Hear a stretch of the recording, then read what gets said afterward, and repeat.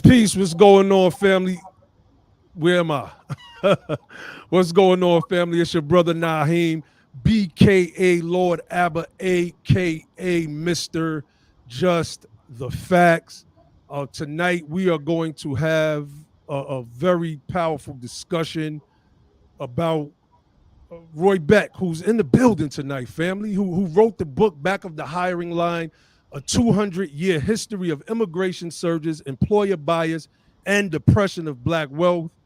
Let me say that we get certain books, and we as a team, we of course we read them separately, and then we come back in our private group and we have discussions about them.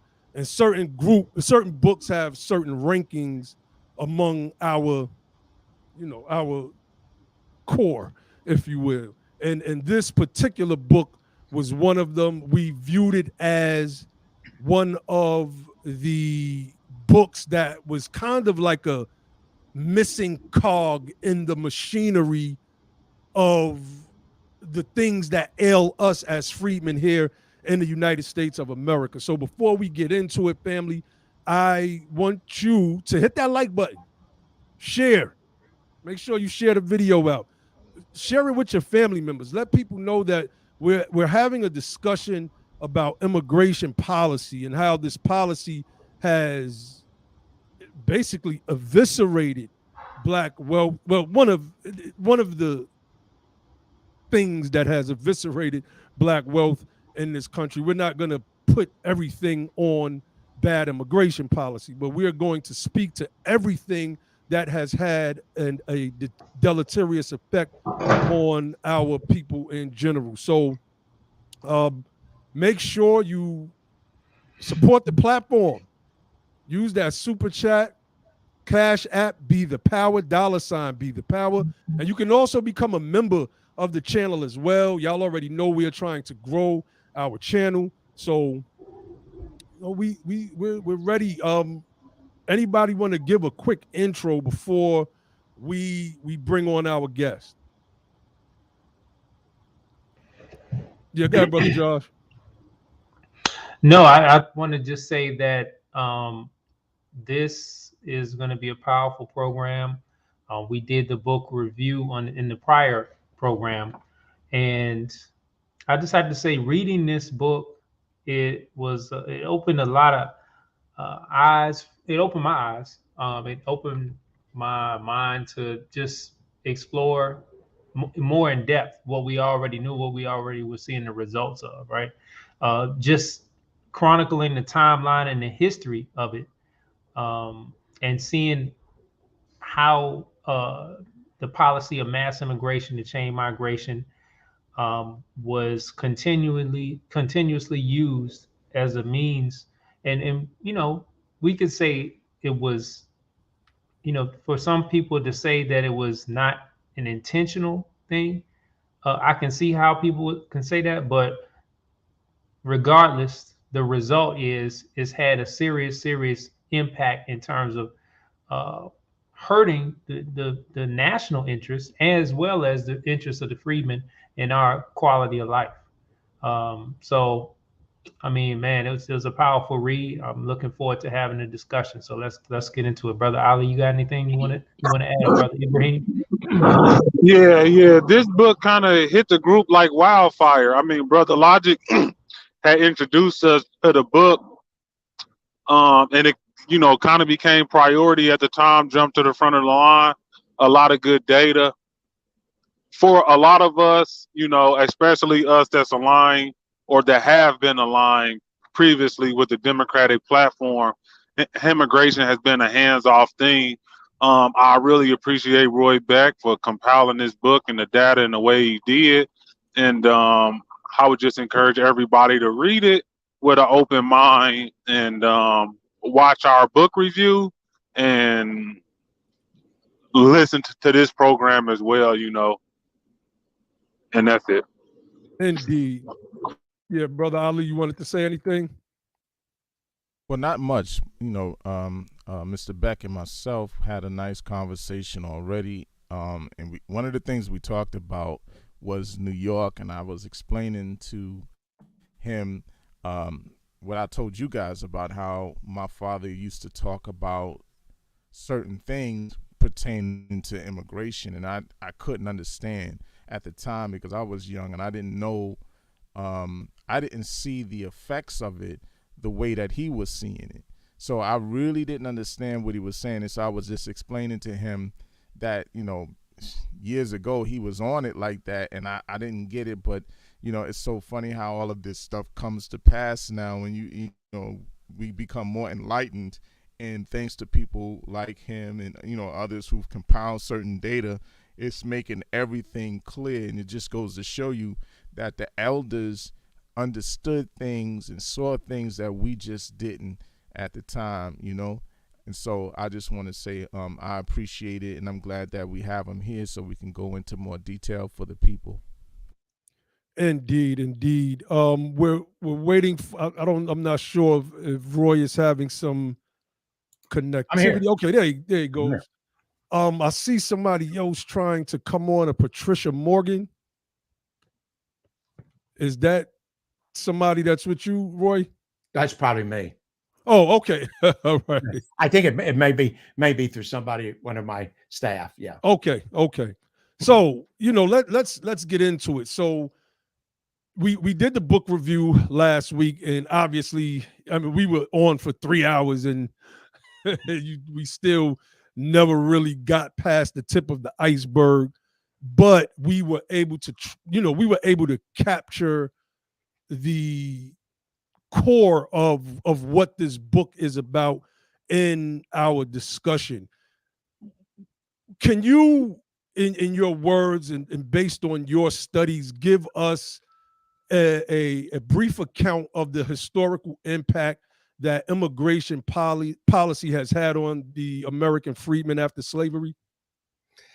Well, you bet. And by the way, I watched all 3.5 hours, and it was thrilling for me to, as an author, to see the book as it's been read by readers. You know, you don't get to do that usually. You don't get to sit with a person while they're reading, and it was great to see the passage you pulled out. And you know, when you write something, it becomes something that's really not even yourself anymore. You get it out there. You same thing when you do these programs. You can't always know how it's going to impact and touch people. But you know, certainly my intent was to excavate these parts of American history, which are specifically Black history, that you generally don't hear in the broad narrative.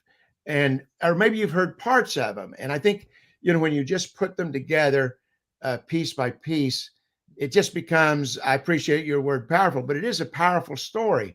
And, you know, the quick story for those who haven't read the book and didn't see your podcast last week is that we've had 3 times in history in which there was sudden opportunity for freedmen. Before the Civil War, it was very gradual. You know, people who, in one way or the other, got north and were free, and immigration impacted them. And we talk about that from 1820 to the Civil War. But Civil War ends suddenly. You've got the Civil Rights Acts. You've got the constitutional amendments. You've got you've got the freedom of the slaves who are now freedmen all across the South, and now they can make their own. Except, of course, a lot of people were concerned ahead of time what's going to happen, because people had been on the one hand extremely, no independence at all.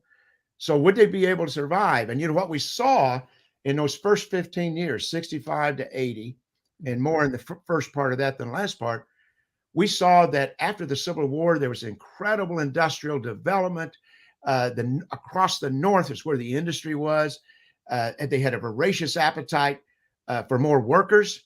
I mean, it was a great time to be entering the labor market, and you started to see freedmen moving north. Now, that was a very risky thing. People talk about what amazing courage that immigrants have, and it is pretty amazing at times. You know what immigrants go through to move to another country. But this was also an amazing thing, because these are people who've never been free, and suddenly they're traveling north, and they're going. And what we see in that first period of opportunity was that these freedmen were able to step right into industry, rise up the skill ladders.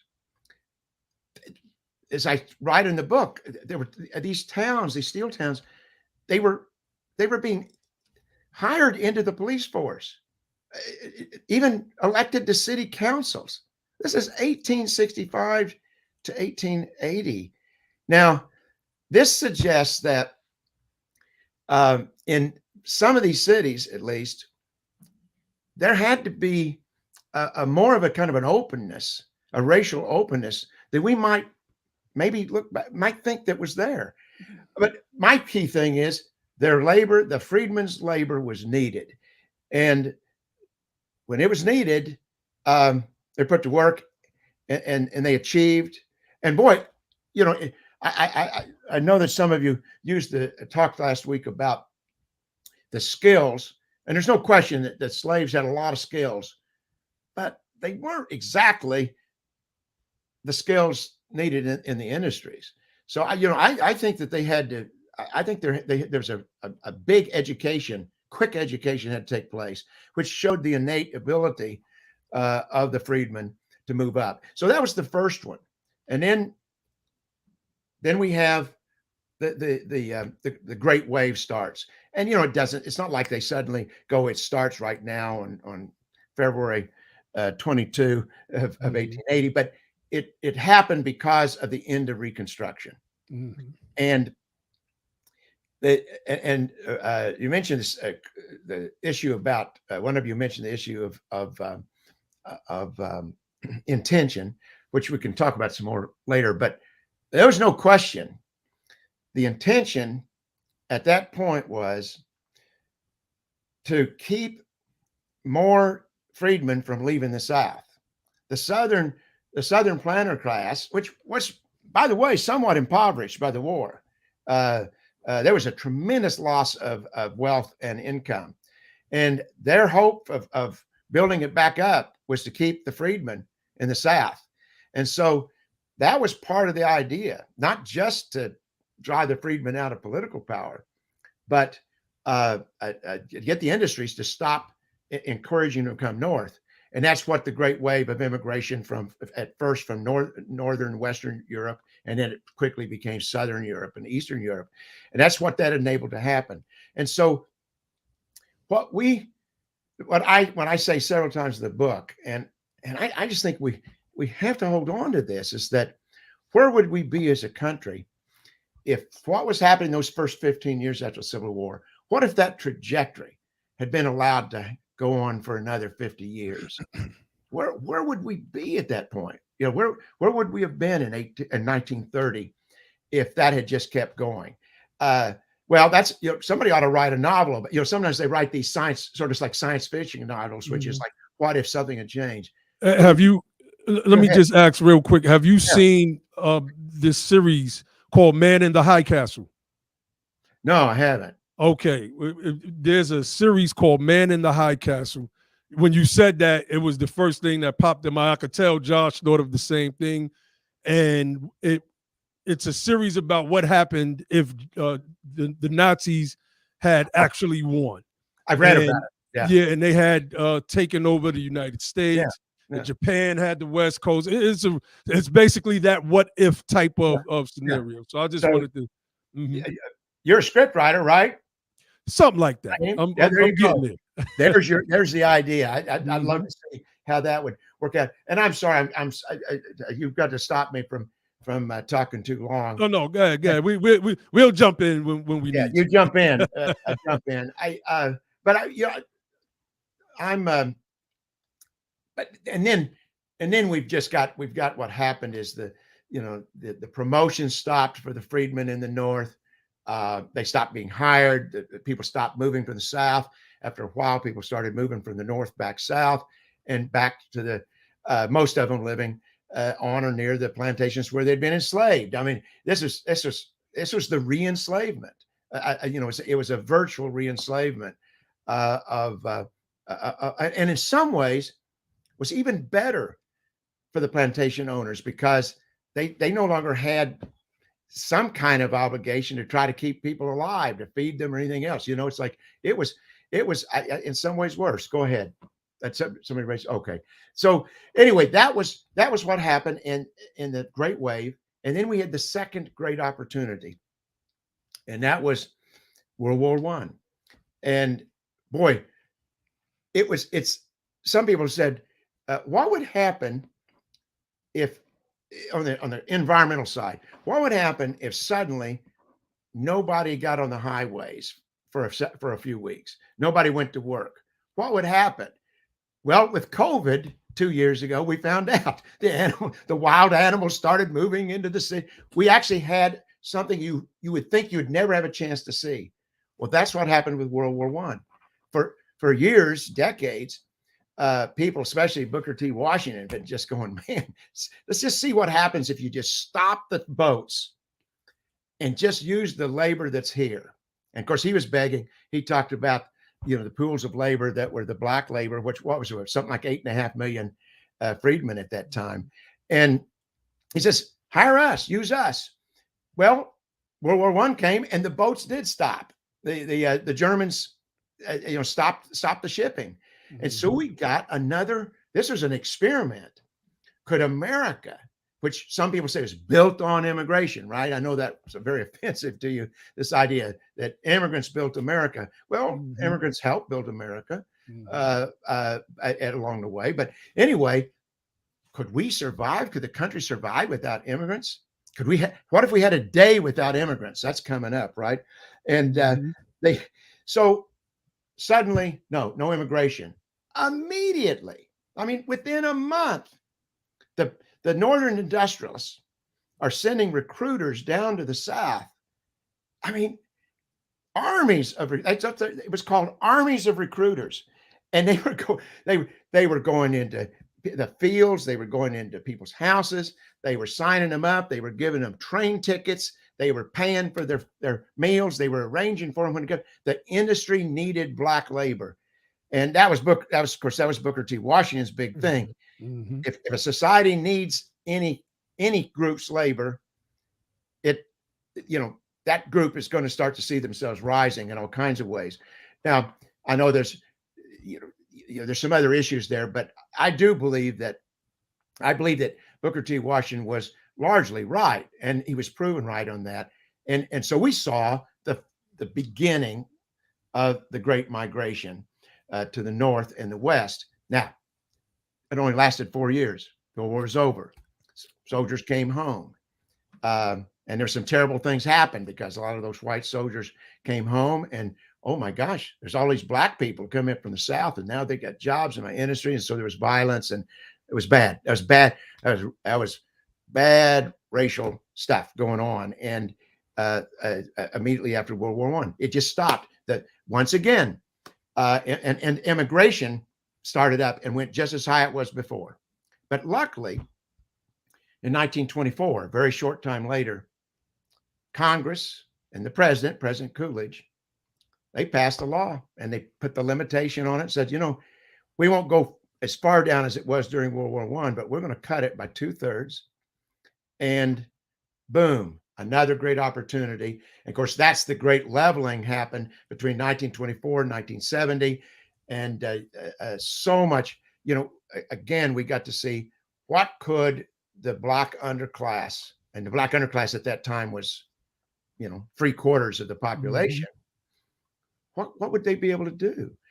Well, they proved themselves. And, I've got some great quotes from some of the black newspapers talking about how well that the freedmen did once their labor was needed again. Let me just jump in real quick. Mercer Baradaran, who wrote the book The Color of Money, she has a quote in there that said that the freedmen advanced 100 years in 1 year. And this was coming directly from one of the freedmen. And then there's another period called the 7 mystical years as well. So do you know what years those that she's referring to? I would have it was right after slavery, so it would have to be okay. 1866. 1866, Oh, I see what you're saying. 1867. Yep. Yeah. And I would say the same thing happened in 1915, and it happened again in 1925. And it's just people don't.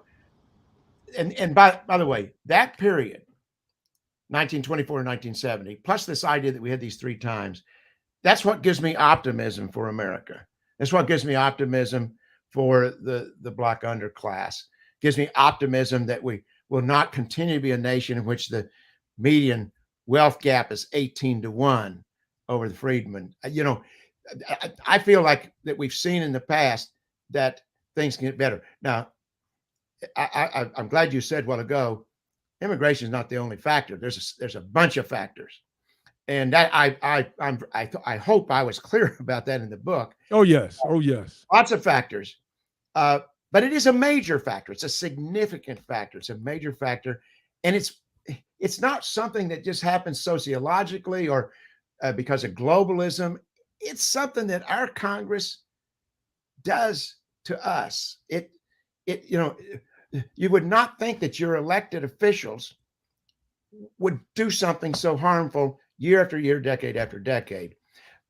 And then, of course, the end, you asked me to the broad sweep of the story. And then in 1965, and this is where we can argue a little bit or disagree. I really do believe that 1965 was accidental, but I believe that starting in 1972, Congress, once they were really made known what they did, what they'd done, they deliberately turned their backs on freedmen from then on, ever since then.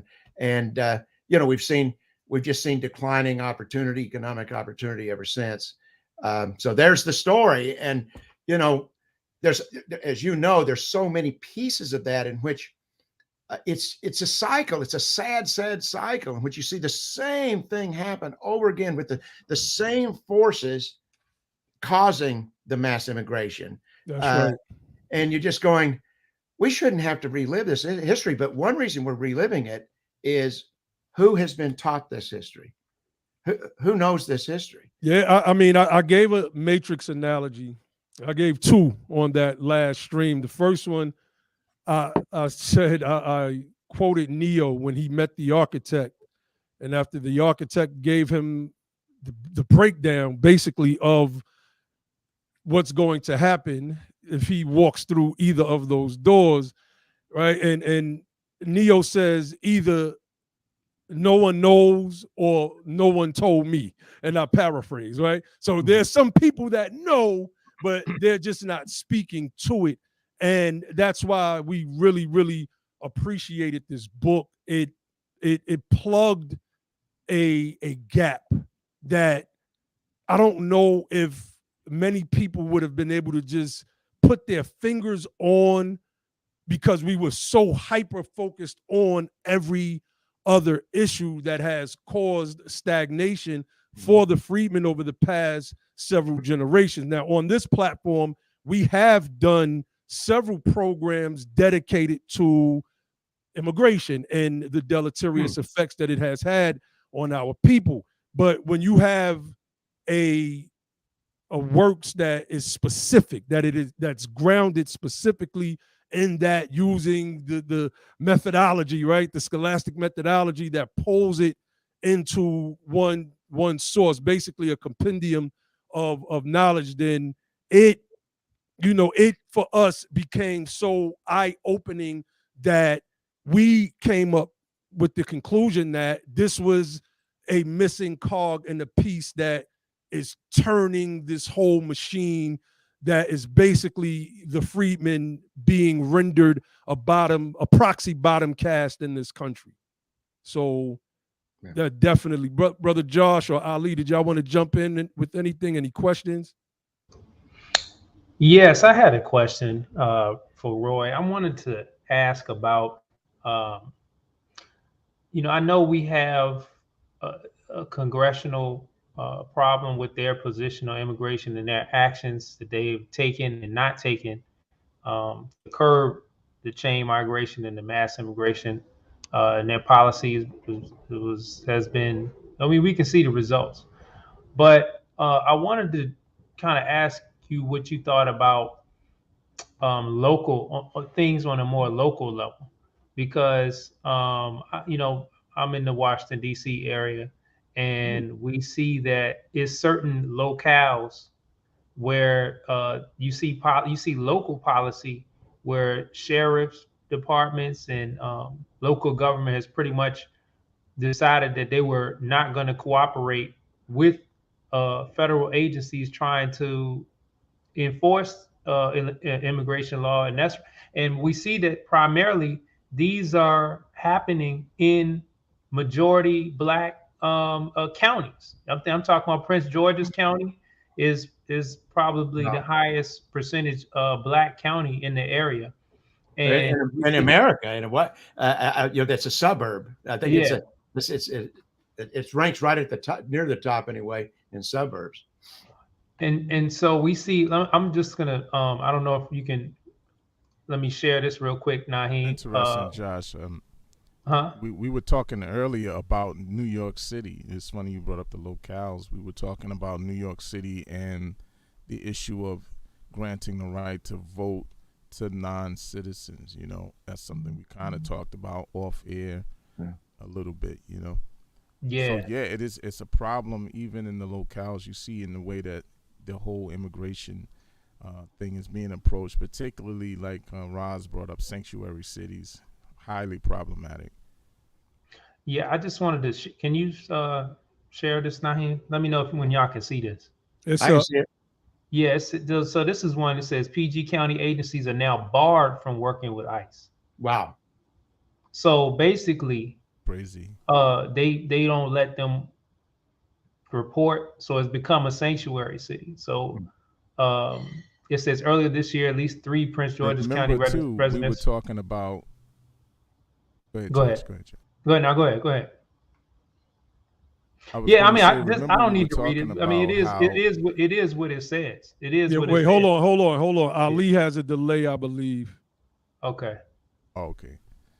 Yeah, my bad. I was gonna say that we were talking about how I think they say it's against the law to even threaten to call ICE. It's everything's gotten kind of crazy. You know, yes. So your question, kind of the areas is what happens locally, and this is the really sad, tragic thing is that a lot of these officials, city councilors, county boards, making these decisions. I think you've got to believe that in Prince George's County, they're not making this decision to hurt Black Americans. They don't think they're doing it, or at least they don't want to think it. But in fact, their thought is, well, this is the solidarity of people of color, and that anybody that's non-white, it doesn't matter if they're illegal, whatever. It's like share the wealth. And and as I show in the book, every group has a lot more wealth than the descendants of slavery.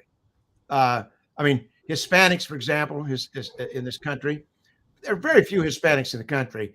Yes, the Southwest was part of Mexico, but there weren't many people living there, and a good share of them moved back to Mexico once U.S. took over. But anyway, most Hispanics, overwhelming percentage of Hispanics in America,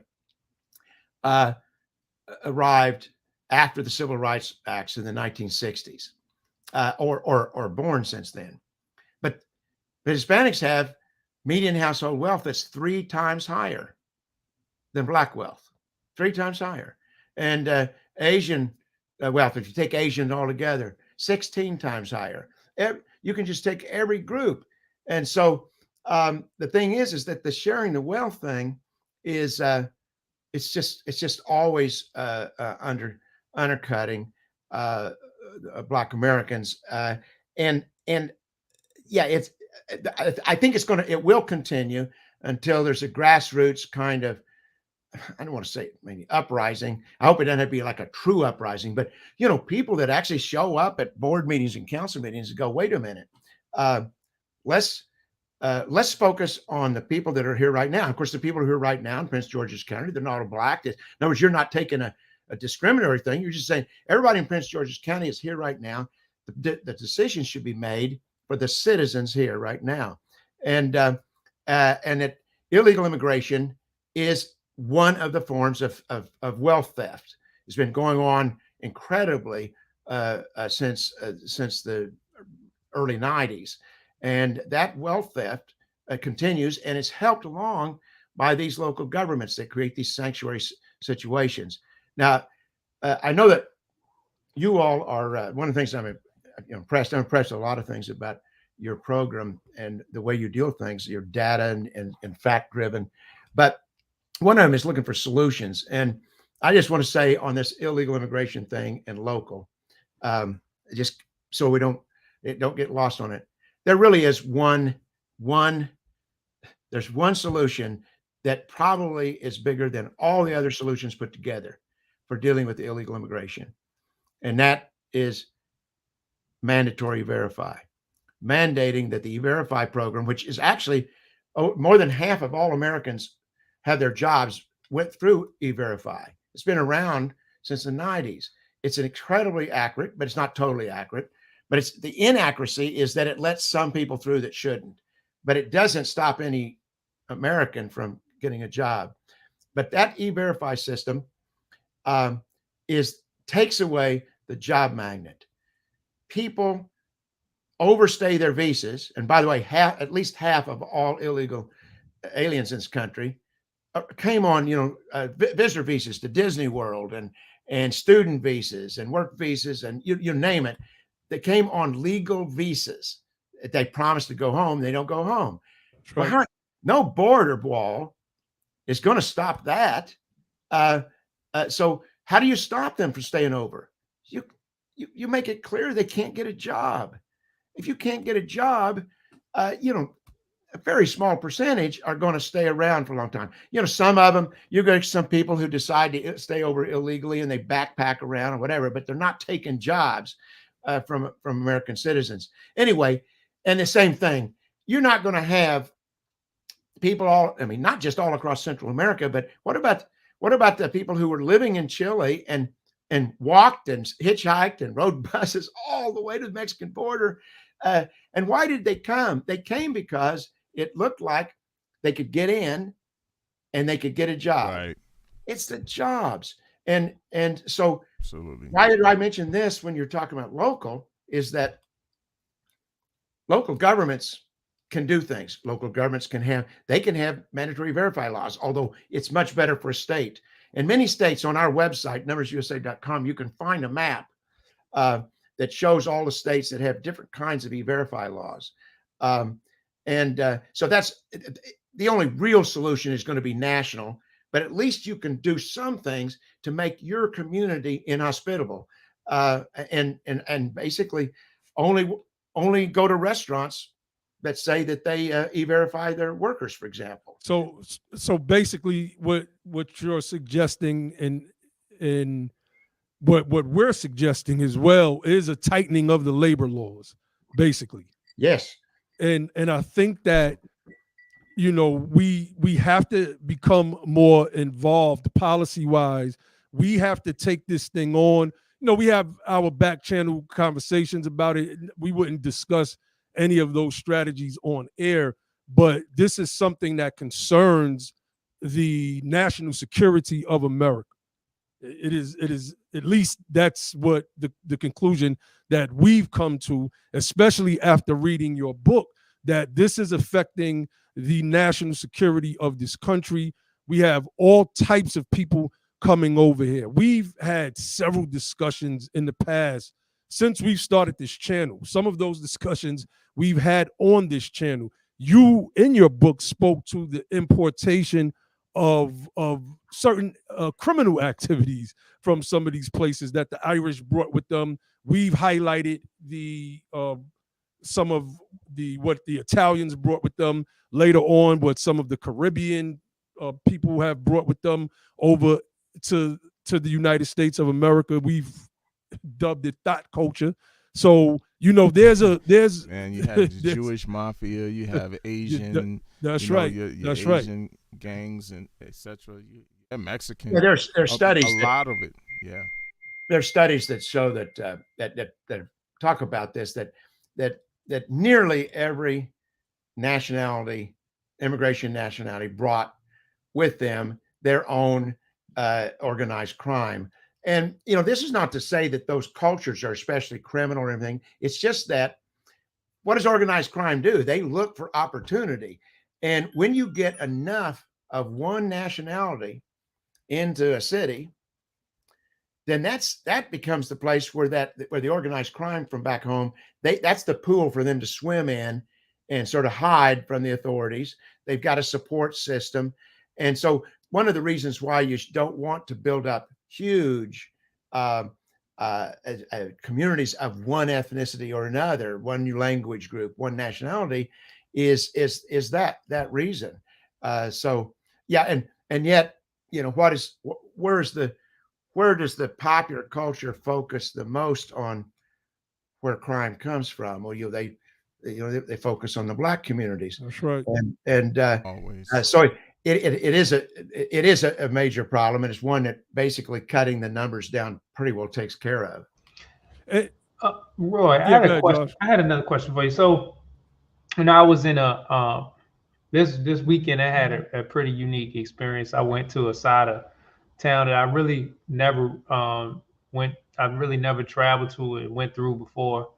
I was in Tacoma Park, Maryland, right outside of College Park area and Silver Spring area. And I didn't know much about the area. I'm from like Central Virginia, but I'm up here now. I've been up here since for the last 15 years or so. And what I noticed when I was over there, it was kind of it was like a Saturday afternoon, and it really didn't seem like America. It seemed like, I've been to third world countries, and the hustle and bustle and just disregard for traffic, stop lights and stop signs and all that kind of stuff. It felt like that type of situation, and I'm like, this infrastructure is complete. It just seems completely overwhelmed. Is that something that you've seen around in areas that may have had a large influx? Because the whole time in my head, I'm like, this is what he means by mass immigration and chain migration, because it seems like it's just way too many people that have been had a huge influx so fast into one area that they haven't had time to even build up the infrastructure to even support it. So is that something that you've seen around? Yeah, no, it's common throughout. And, this is not, as I point out over and over in the book, of course, immigrants are just like anybody else. There's real bad apples among them. And we just talk about organized crime, and there are other people, there's bad apples among them, but, just because they're an immigrant doesn't mean that you have to assume they're angelic. But, most immigrants, of course, they come to better their lives, and they're decent people, and they love their families. And so, all of that's true, but of course they do bring their culture with them. And so, the world is full of a lot of different kinds of culture. And so, when you talk about, it's interesting, you go to some of these third world countries, and just the traffic it's an interesting thing to be in. But if people do bring sort of a lot of their habits and cultures, and it may take a long time. It could take a couple of generations, in fact, before people kind of truly acculturate and kind of follow the pedestrian signs and all of those kind of things. But yes, again, it's like one of the things in I think I had this in one of my earlier books, but people use the thing about spices. You make yourself a nice stew or whatever. I don't know, 99% of the weight is that stew, but you put in just a tiny little fraction of a percent of spices, and of course it makes it great, and it's very interesting. but boy, you double the spice of the recipe, and that may get just a little much. And you know, and that's kind of the deal. A lot of people love what immigration has done for the country through the years in terms of bringing in, makes things sort of more exotic. It's interesting. It's different. But once you get to a certain level, the numerical level, it overwhelms the infrastructure, and it is very tough for the people who are living in the community that suddenly it's not their community anymore. It's just overwhelmed. And in America, what group of Americans are in communities that get inundated the most? Well, That's right. It's the freedmen. Yeah, that's right. So once again, it's the free. So it's and of course the freedmen's culture is it's basic American culture, because this country has always been a white and black country, right? Always. And what was it? Gosh, the percentage, at the time of the Revolution was pretty incredible. Time of Civil War, especially in the South. But the thing is, some people may not like that, but that's a fact. This is a white and black country. Always has been. We are a white and black culture where there's this amalgamation, and I know you guys have worked so hard. I've looked at just sampled some of your podcasts, and you're trying to get Americans to realize how much African culture is. It's not just separate African culture, right? It's African American culture that is infused the basic culture of America. And so when immigration, some people say, oh, well, it's okay. I mean, there's too much white culture anyway. We need more immigration to sort of like to dilute the American culture. That'd be good. Well, I mean, maybe it's easy for me as a white person to say this, but the thing is that no, our culture isn't just a white European culture.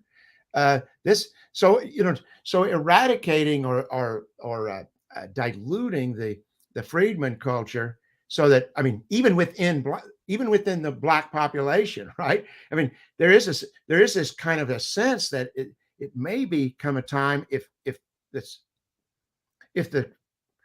the policies are not changed, we are heading for a time where more so-called black people, if you're going to go by racial thing, that more black people in America will be non-freedmen than will be freedmen.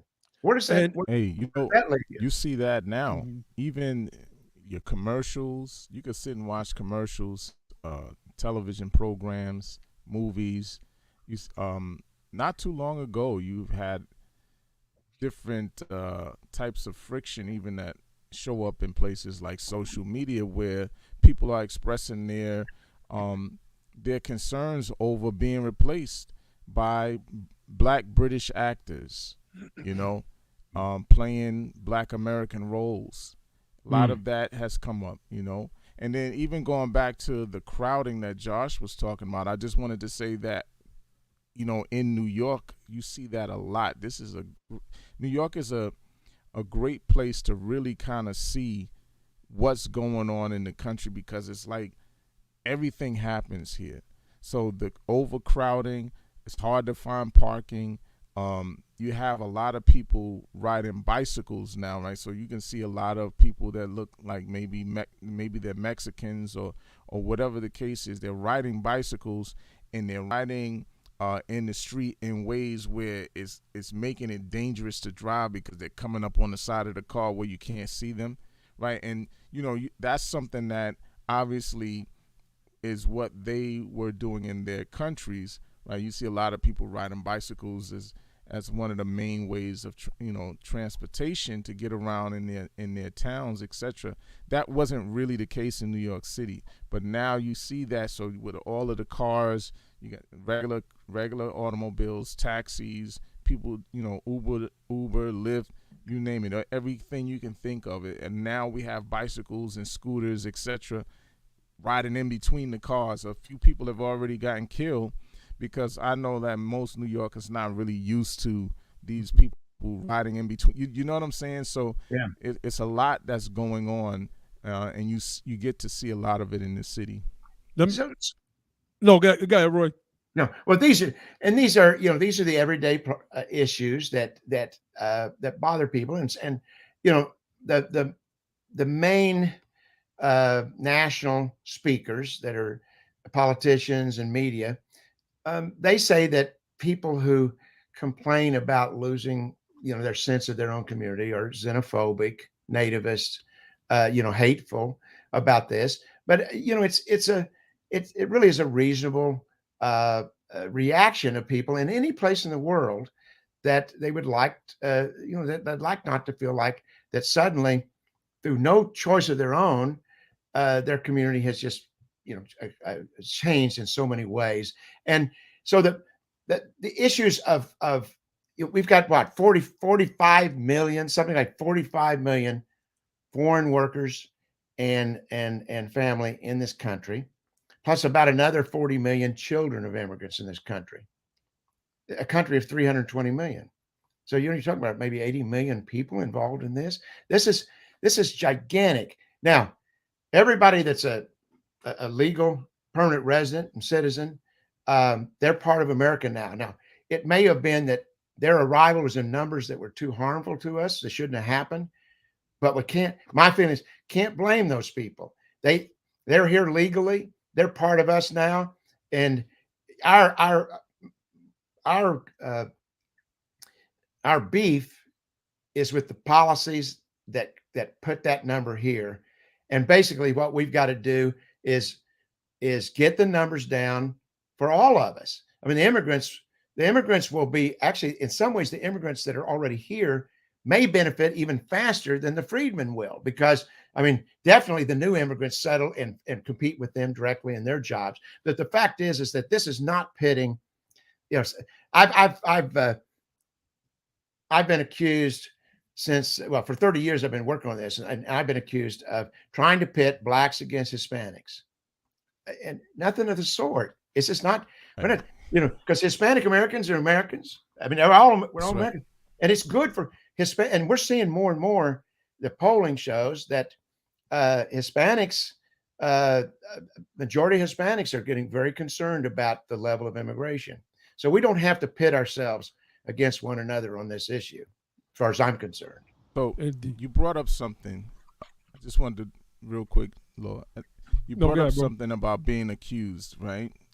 We were talking a little bit offline, and I was telling you that we were being attacked yesterday on Twitter Space for supporting a quote unquote white supremacist, right? And so I wanted to ask you, right, and you can tell the people, number one, are you a white supremacist? Right? How do you approach that? And number two, is that something that you've been accused of a lot over the years as you've done immigration work, etc.? How do you respond to that? Well, in some ways, it's hard to respond. It doesn't sound defensive, which, it says, well, you look kind of guilty. But the thing is, by their fruits, you will know them. I always say, if somebody can look at my organization's website for the last 26 years, you can look at the books I've written. You can look at my statements that I make to the media, my appearances, and it's just tell me where do you get that? Where does that come from? I mean, as far as I'm concerned, I'm an anti-racist. Now, I'm not perfect anti-racist, but that's my life, my adult life. So I have to say, though, these comments about white supremacists, racists, don't come from what I call any kind of a thoughtful place. They're coming from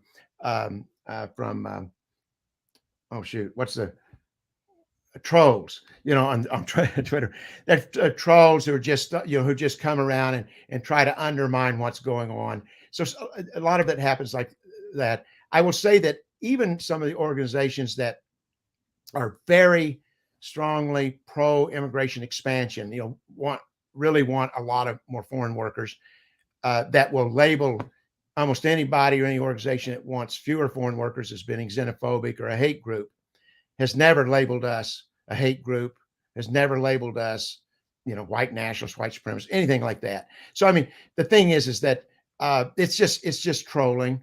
But this really brings up something that I think that if I can talk about the black grassroots, or and I know there's nothing monolithic among any ethnic group, but I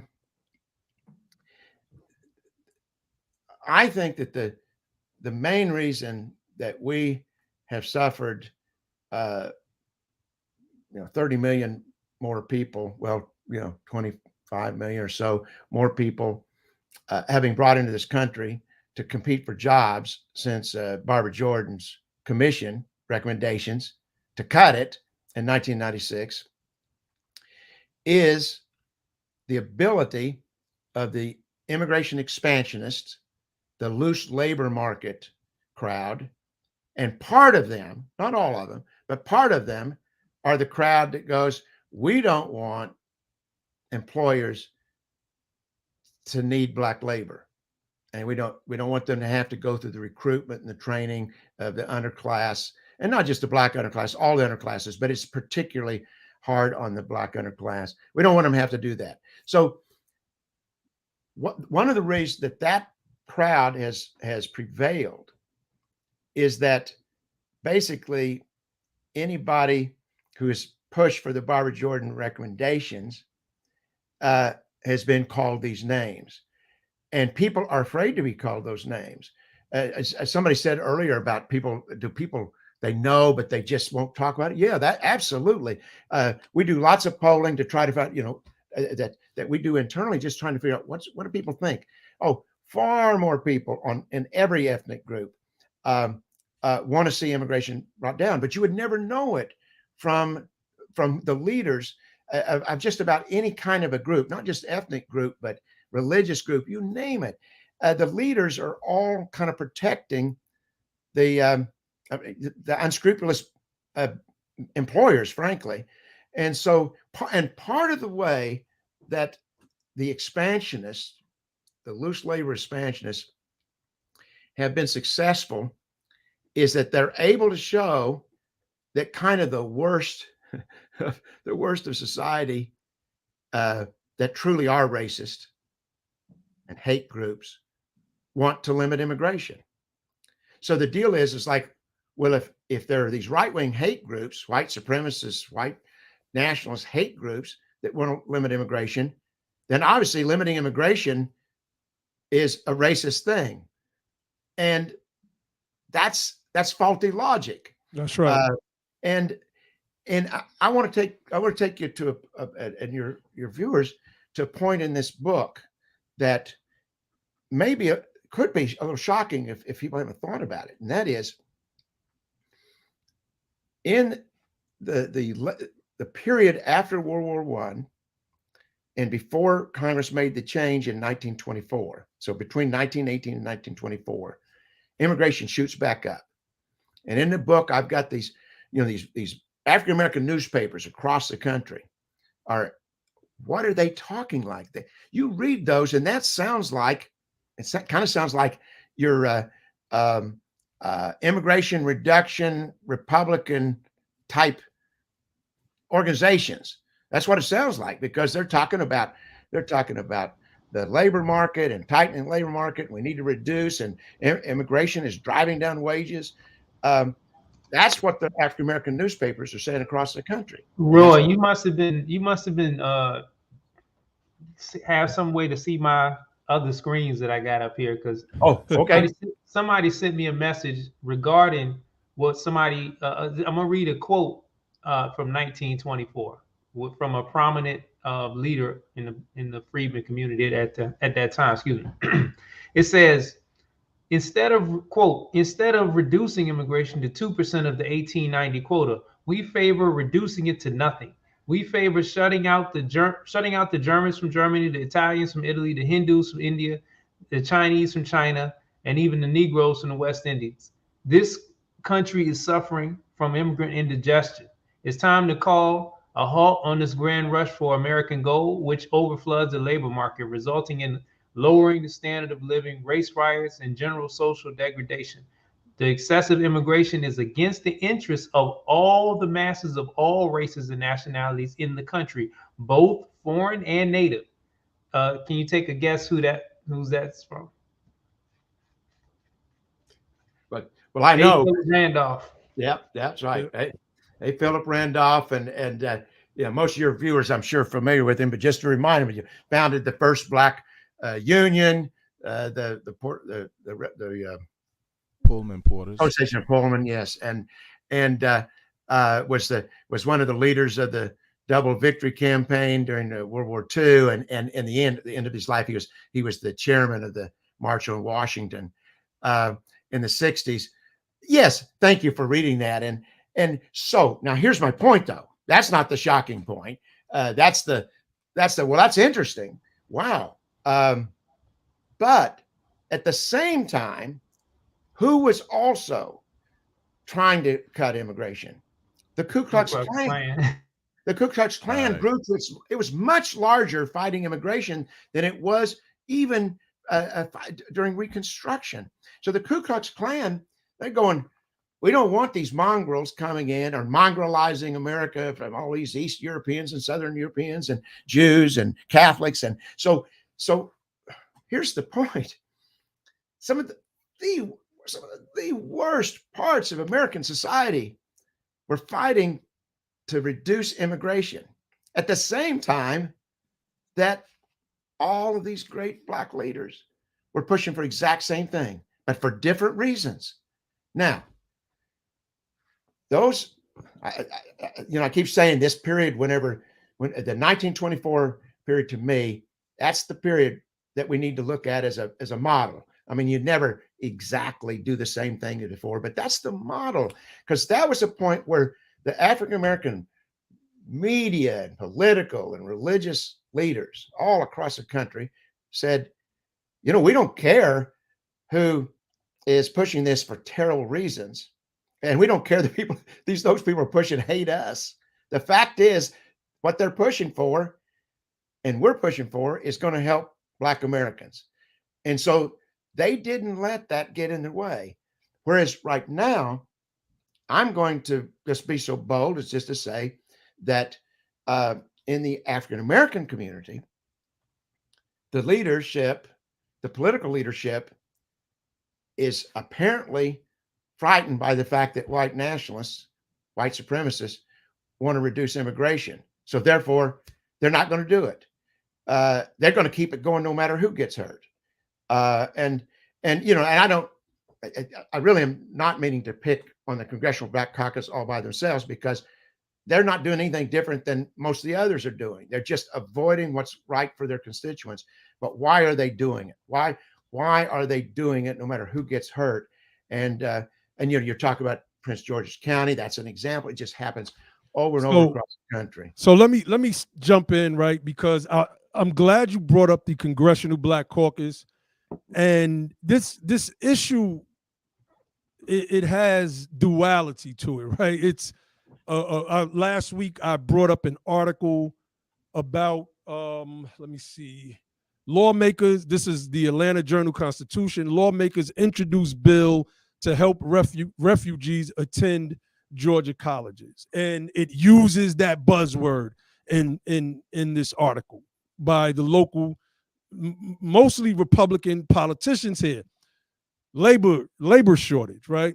So in your book, and I want to go to page 321. I'm gonna read.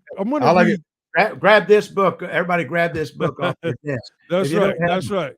Make sure y'all get this book. My light is too bright on it. There we go. There you go. Mine's so, make sure y'all get this book and read it. It's an excellent resource, and it pulls together a portion of this anchor that drags, the link in the chain of the anchor that drags on the necks of the freedmen as we try to float to the top of the waters that is the American economic dream, if you will. So I want to go to page 321 of the book. You said since Congress virtually abandoned the black working class and underclass with its immigration increases of 1990, the federal government has given more than 30 million citizens of other countries lifetime authorization to take U.S. jobs. And that doesn't count the millions of their children who are now working age, or the millions of foreign citizens who have illegally entered the United States or overstayed their visas and been allowed to remain in the country and hold U.S. jobs.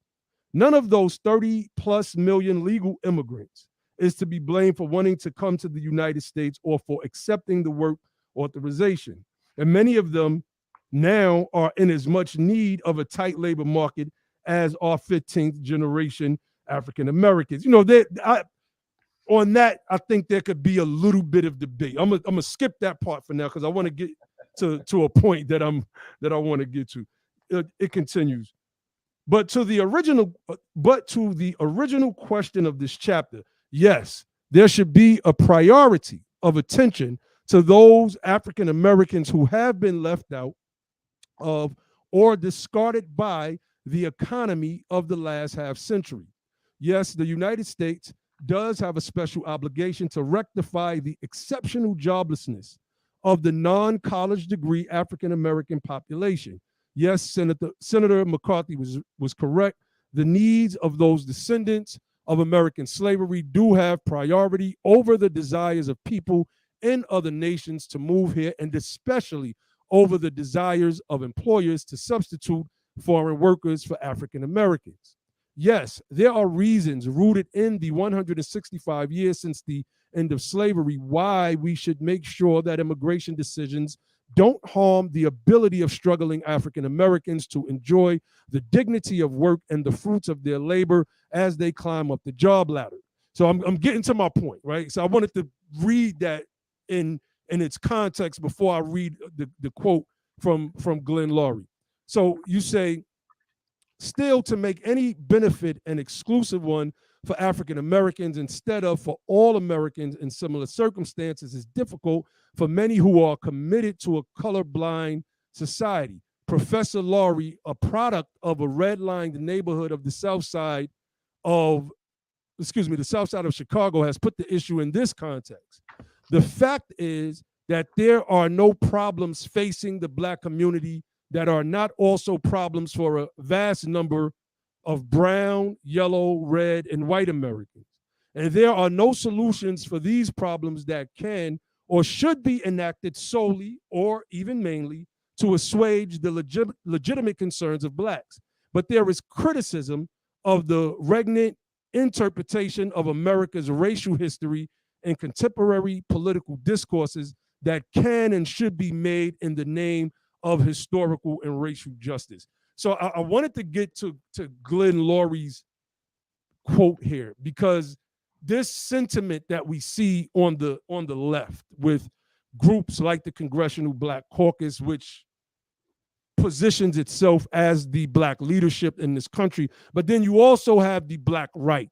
And I spoke to some of them last week. I spoke to how this book sort of shuts down a lot of the bootstrapperism claims that a lot of these guys, the Thomas Sowells, the Larry Elders, etc., make when they speak to issues concerning freedmen, i.e. American Blacks. But, when Laurie says the fact is that there are no problems facing the Black community that are not also problems for a vast number of brown, yellow, red, and white Americans, and there are no solutions for these problems that can or should be enacted solely or mainly to assuage the legitimate concerns of Black. That, to me, is problematic because, we can look at immigration and we can pluck immigration out of a whole basket full of maladies that afflict the freedmen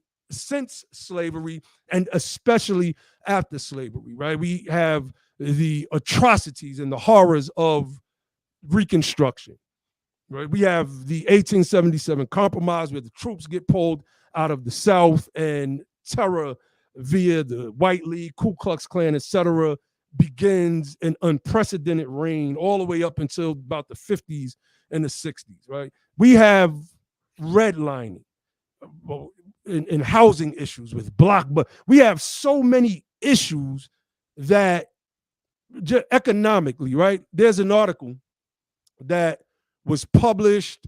Let me see. Hold on. Okay, there was an article that was published in 2017, October 11.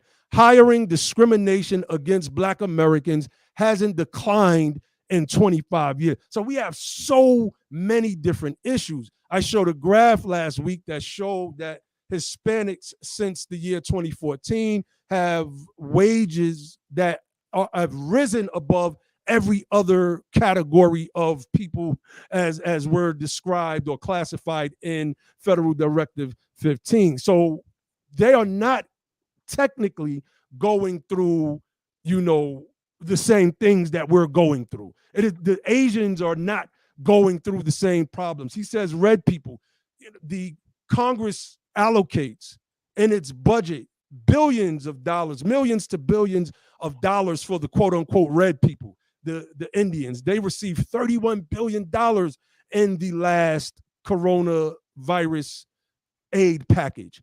You see, so there is specificity being shown. Asian, American, and Pacific Islanders got a bill passed for them that had a $300 million price tag on top of a legislative act that was also passed by both right and left, while many opponents of reparations are on the right?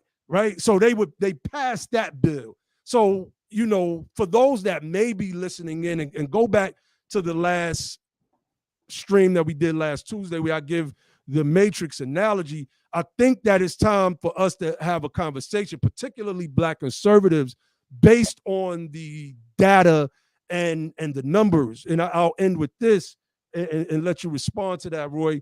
I was in a space the other day that the New York Times was hosting with a guy, I believe his last name was King and McWhorter. And the name of the space was about, should affirmative action be ended or abolished? I have a paper that I constantly reference on this stream called "When Diversity for Diversity's Sake is Not Enough. Should Black immigrants receive the benefit of affirmative action at the detriment of Blacks?" And I reference this paper because even in your book, you speak to this portion of Black people that are elevated, right? And although they represent a small portion of our people, or Black people, let me say, it is not necessarily our people. And I want to read this quick excerpt from that paper. It says, overrepresentation of Black immigrants at institutions of higher education.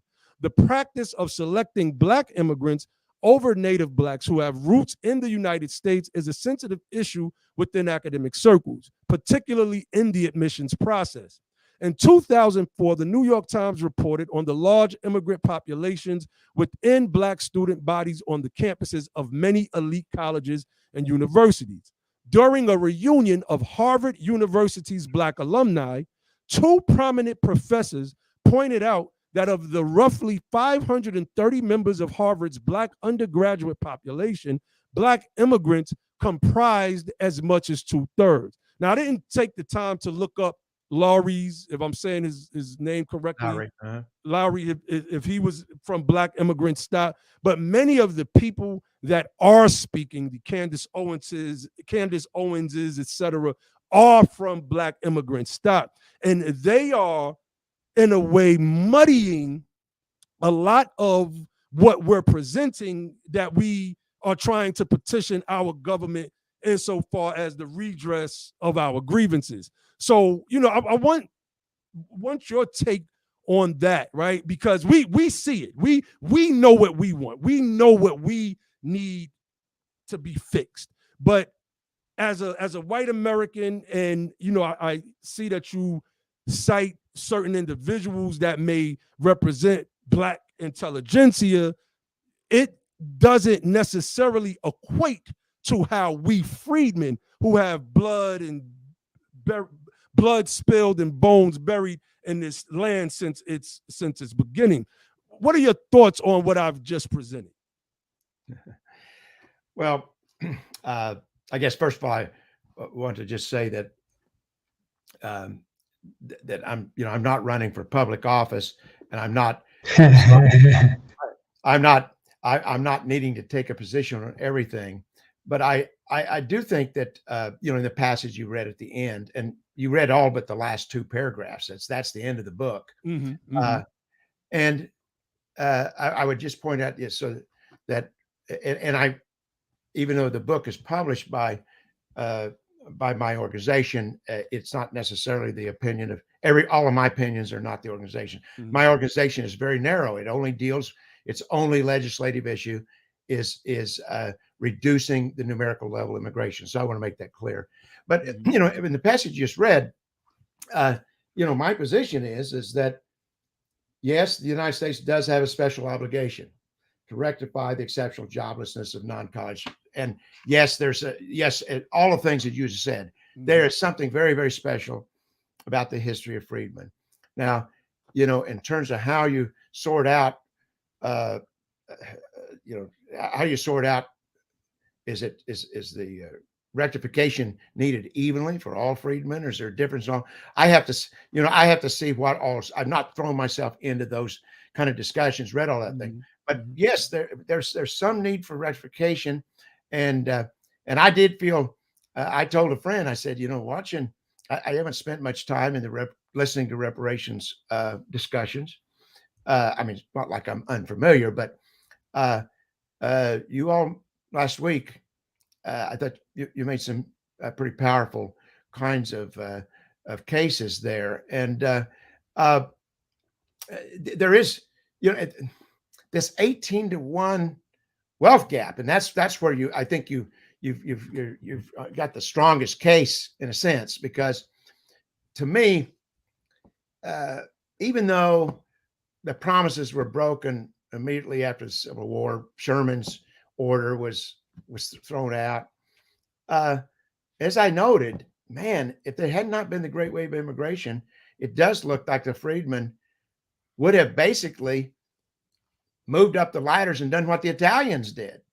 When they came 30 years later or whatever, that would have happened. So in some ways, I think that my book, the history in my book,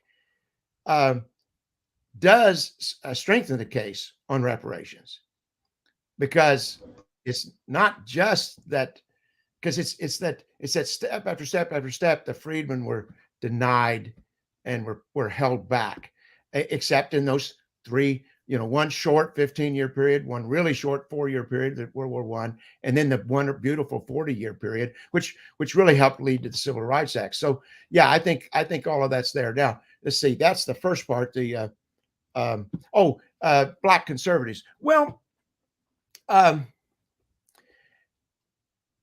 think we have to. There's lots of differentiation as parts of the spectrum on everybody, wherever people are on the spectrum, and you guys are not all the same, but you're definitely not the media's version of what the Black position is on some of these things, especially on immigration, right? So there's a spectrum, and there are some. I just feel like there's some Black conservatives that you have more right to talk about than maybe I do, but that their main audience are white conservatives. But there are other Black conservatives that I think, are truly, they're kind of working on the Booker T. Washington side of it. In other words, they're going, their position is more, when are we going to, how are we going to knock racism out of everything, out of every people? But man, let's get people back to work. Let's get them back into the jobs. And, my feeling is that, and it's just my reading of history, is that Booker T. Washington and W.B. Du Bois were, kind of yin and yang. Du Bois was pushing on the civil rights, and and Booker T. Washington was pushing on the economic rights, and they were both doing both. But that some people try to set them up as being really at war with each other. That wasn't really true. But so that's the way I see some of the Black conservative. But here's the thing: I'm not finding many Black conservatives that are supporting continuing immigration right now. So on this issue, it seems to me that there can be a true kind of coalition across folks and to work on this, and and to have some differences of opinion, and to have open dialogue on these things. So, but I got to tell you, this is the kind of discussion and the kind of forum that America needs. Is where, boy, have to talk about things in detail. The country is so polarized in so many ways, and I'm a bit of an optimist in the sense that I do believe that at heart most of us Americans would like to make stuff work, and so I'm a dog, and the bone that I've got hold of is the immigration issue, the immigration solution, and so I was on and you guys may have been on it too. I don't know. I was on this Twitter space a couple of weeks ago that went on and on for many hours. And but somebody on there said, we can work on more than one thing at the same time, right? I mean, it's not like, oh, I can't work on that because I can't work on X because it's not Y. The question is, but it's understandable. What's the most important? Where do you put most of your efforts? My appeal on working on the immigration issue, not instead of something else, but to move it up as one of your top 2 or 3, I think for Black Americans, one of their top 2 or 3 issues ought to be getting the immigration numbers down, because as we've seen in the past, there's immediate, within a year, you'll start seeing advantages.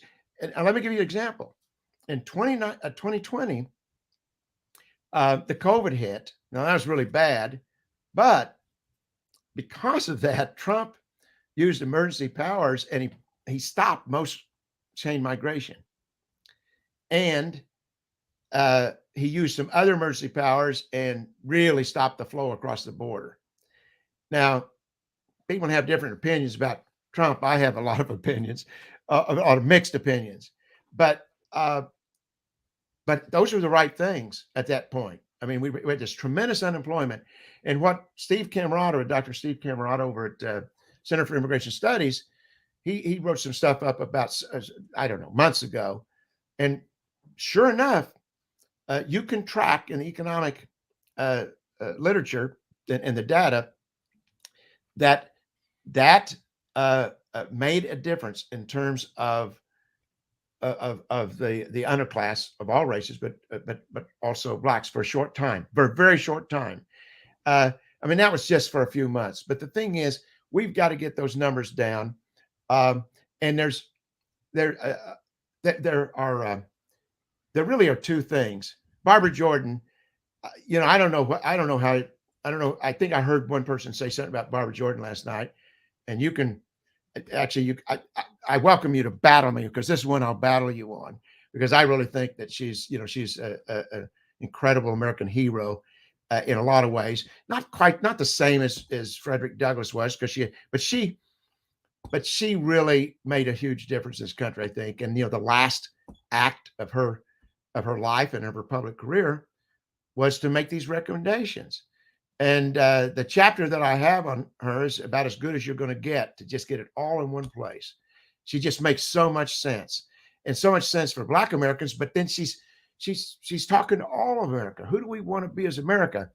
And there were 2 main things. She wanted to reduce legal immigration, and basically she wanted to reduce legal immigration that did not serve a national purpose, because even the immigration that served a national purpose did disadvantage American workers. But she felt like some immigration should continue. Like, for instance, people ought to be able to marry and adopt overseas. businesses ought to still be able to bring in some of these super high qualified people, but with criteria that they really are super qualified. Today, that's not true. We just bring most of these high skilled workers we bring in are kind of just middle of the road. That shouldn't be happening. But anyway, that was her deal. But she said, we're going to conquer this legal immigration problem by ending chain migration. Now she had a couple other things, but that's the main thing. You can bring in your spouse and your minor children. That's it. And your parents can come visit, but they can't be taking jobs and bringing in their other children, et cetera, et cetera. No chain migration. And on illegal immigration, take away the jobs magnet with mandatory E-Verify. And she made it clear, and this has been my opinion. I'll quote her all the time, which is, it doesn't matter how hard an illegal alien works. It doesn't matter if they pay taxes. It doesn't matter if they go to church and are major leaders in their church. It doesn't matter if they're wonderful, wonderful people. They have no right to be here. That's right. And their presence is stealing from certain parts of the American population. That's right. That's right. Yeah. But that's pretty powerful to have that kind of voice. Unfortunately, she died died a month before the. Yeah. Yep. Yeah, go ahead, Ali. I have a question. So I want to go back a little bit to the point you made about how what you've compiled actually helps to strengthen the reparations case, right? And I believe that it does. We believe it does. But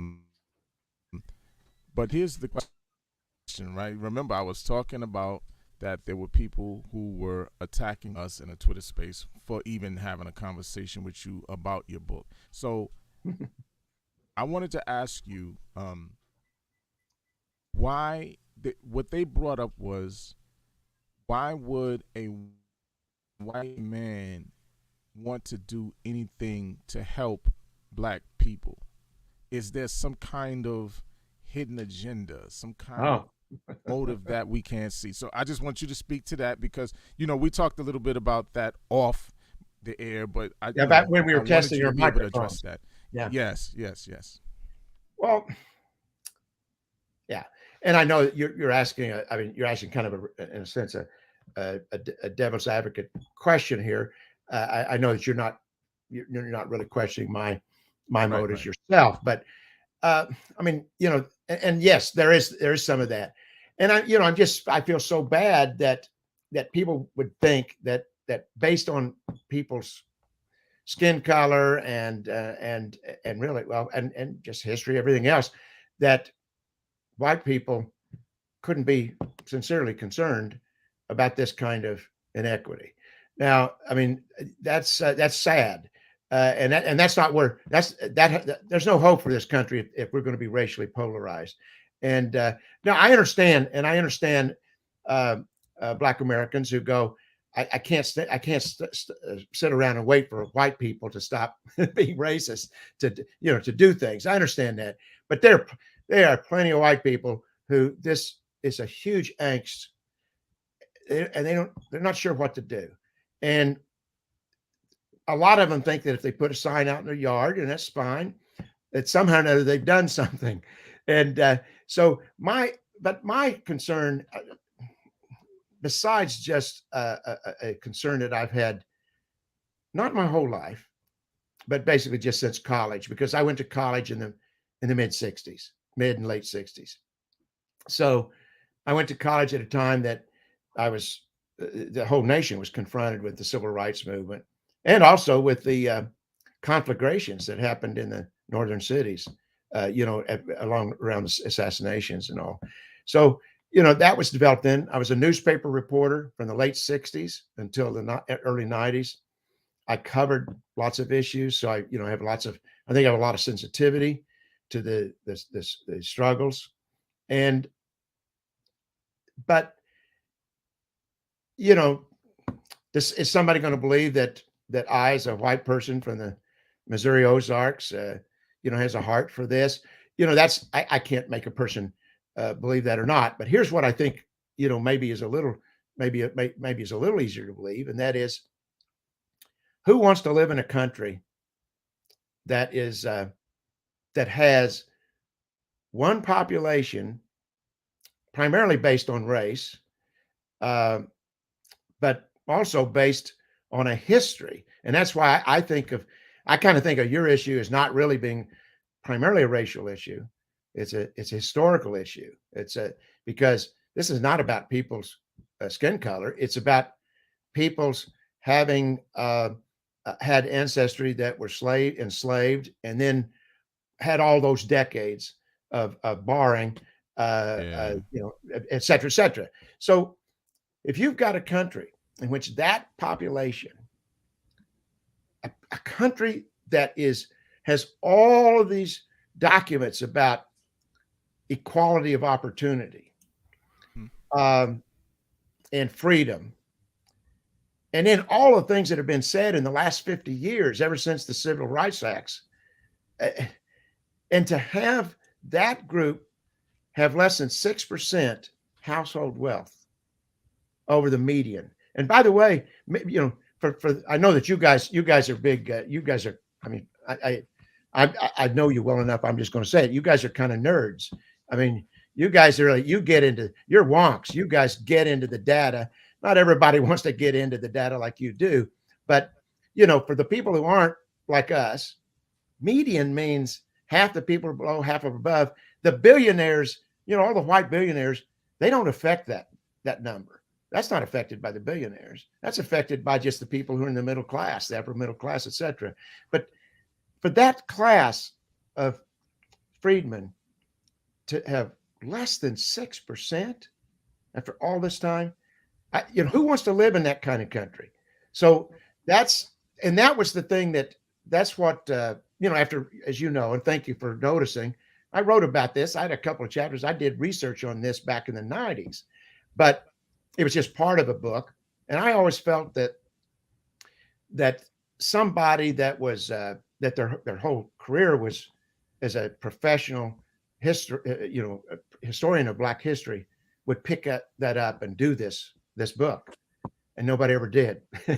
And then in the fall of 2020, the Census Bureau came out and said, well, for a lot of years, in the last 10 years or so, the white-black wealth gap has been 10-1 and 12-1, but now it's 18-1. And when I read that, I just thought, pretty soon I'm going to have to drop everything and do this book that nobody has picked up and done. And that's what I did. And did that a year ago. Well, I appreciate you writing the book. I appreciate this. It's been a powerful book. And I mean, I hope everybody watching this gets the book, gets a couple copies, and gifts one to somebody. I got it on Kindle and Audible, and I twofer. I like that. Buy and really, if you really want to help it out, buy all three versions. Get the paper. I need that just sitting in the shelf. So when you were helping things out. Yeah, I need one. So when people visit, they look at that on the shelf. What is that? Oh, you need to get that. You need to get that, because I got to say this. When I think about reparations, I feel like this has been one of the missing pieces that explains a lot. Like, it's like when we file our grievances, our list of grievances, reparations, I feel like this is an issue. I'm talking about the policy of the United States Congress and their policy and the enforcement of the policy of immigration, and particularly mass immigration, chain migration. That needs to be considered to be on the list of grievances when we file for reparations, because when I think about now, correct me if I'm wrong, did you have a metric in there that maybe calculated the amount of wealth that you could attribute to bad immigration policy hurting us? I don't know if you had a particular metric. I can't remember off the top of my head. But see, my point is, it's not, if we don't really have a metric for that, like maybe the way we have it for the policy of redlining or workplace discrimination. Although, you know, when you think about the calculation for workplace discrimination, um, it you have to factor in immigration even having a role in providing an alternative to being able to discriminate against the freedmen, because you got somebody else that you can slide up in there. I thought that's key. But I just when we talk about reparations, like, you know, this is a piece that needs to be added to that claim, because we can see Absolutely. how it has done damage to us, and not just done damage to, because a lot of times we think about illegal immigration and you know, legal immigration, and we thinking about low skilled workers. And I'm gonna stop park that car right there for a second, and I'm gonna get back in the car. We can keep driving a little bit further, but just right there, illegal immigrant workers. Um, the common trope I hear is, oh, you know, black folks don't want to do those jobs anyway, or they talking about the freedmen. Those are not jobs we want to do anyway. You're not trying to do those jobs. Black folks don't want to work and do those type of jobs. You went in detail to talk about the history That was and powerful. the current situation, to kind of bring some context to that trope to disprove that. Could you kind of get into that a little bit? Yeah, that let me just say before you Mhm. go into that was one of the parts of the book that really, really hit me, because you spoke about how basically, in a paraphrase, of course, comedians get up on late night TV and say things like, you know, only Mexicans want to do those jobs. Ain't nobody trying to do those jobs. These are Landscaping. the type of jobs that nobody want to do. And the way you really went into debunking that lie by speaking to people at places like field jobs, for instance. I'm recalling one instance where a freedman started to cry, you know, because they had lost the job. And the next thing you know, there's nothing but a bunch of Mexican. I hope I'm not mixing up two different points, but there's a bunch of Mexicans working that particular field, et cetera, et cetera. That part really hit me. That was the cleanup after Katrina. It was Mm. the cleanup. Yeah, the cleanup jobs. And yeah, it was not. It was immigrants from everywhere, but they would refer to them. They say, you know, they'd say, well, the Mexicans arrived, you know, which really meant just people, Latin Americans, and they brought them in by the busloads. And so, you know, what I say to, you know, everyone's, look, I run. You know, it's interesting because I consider myself a political centrist and an ideological centrist. And somebody said, their daddy said, one person, I remember one congressman, it was a Democratic congressman years ago, and he was a centrist. And he said, my daddy always said the safest place is drive down the middle of the road. You don't go in the ditches. But then another congressman who heard it said, my daddy said that you drive down the middle of the road and you get hit by people coming from both directions. So it's sometimes be kind of bad there. But the thing is that I've spoken through the years to a lot of conservative, you know, liberal, conservative, you name it, all over. And some of them I spoke to have gotten in trouble because they, you know, supposedly if you speak to a group, that means you agree with the group. But on the conservative side, yes, I hear stuff like what you say about, you know, and usually they won't go racial. They'll just say Americans won't do that work. But sometimes if they've been drinking a little bit or they think it's a more private thing, they'll bring up. They'll say, you know, blacks won't do that job. Blacks used to do that work, but they don't do it anymore. And you know, my response, you know, because you can't. It's hard to convince. You know, this hard to convince somebody to go from A to G if they can't even believe B. And so you kind of have to start with B. But with them, I say, okay, let me just start with this. The U3 official U3 unemployment rate, government unemployment rate, it's almost always twice as high for blacks as it is for whites. And of course, that's all blacks. The fact is, if you took the immigrant blacks out, it would be even higher. And so I said, there, right there, I can tell you, those are people who last month, in the last 30 days, tried to get a job. They want a job.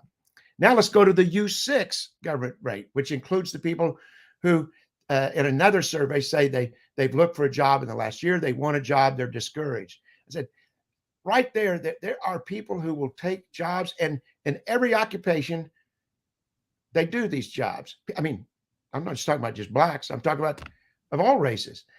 I think the Labor Department has something like 550 labor categories, and only 2 of them that native-born Americans aren't the majority.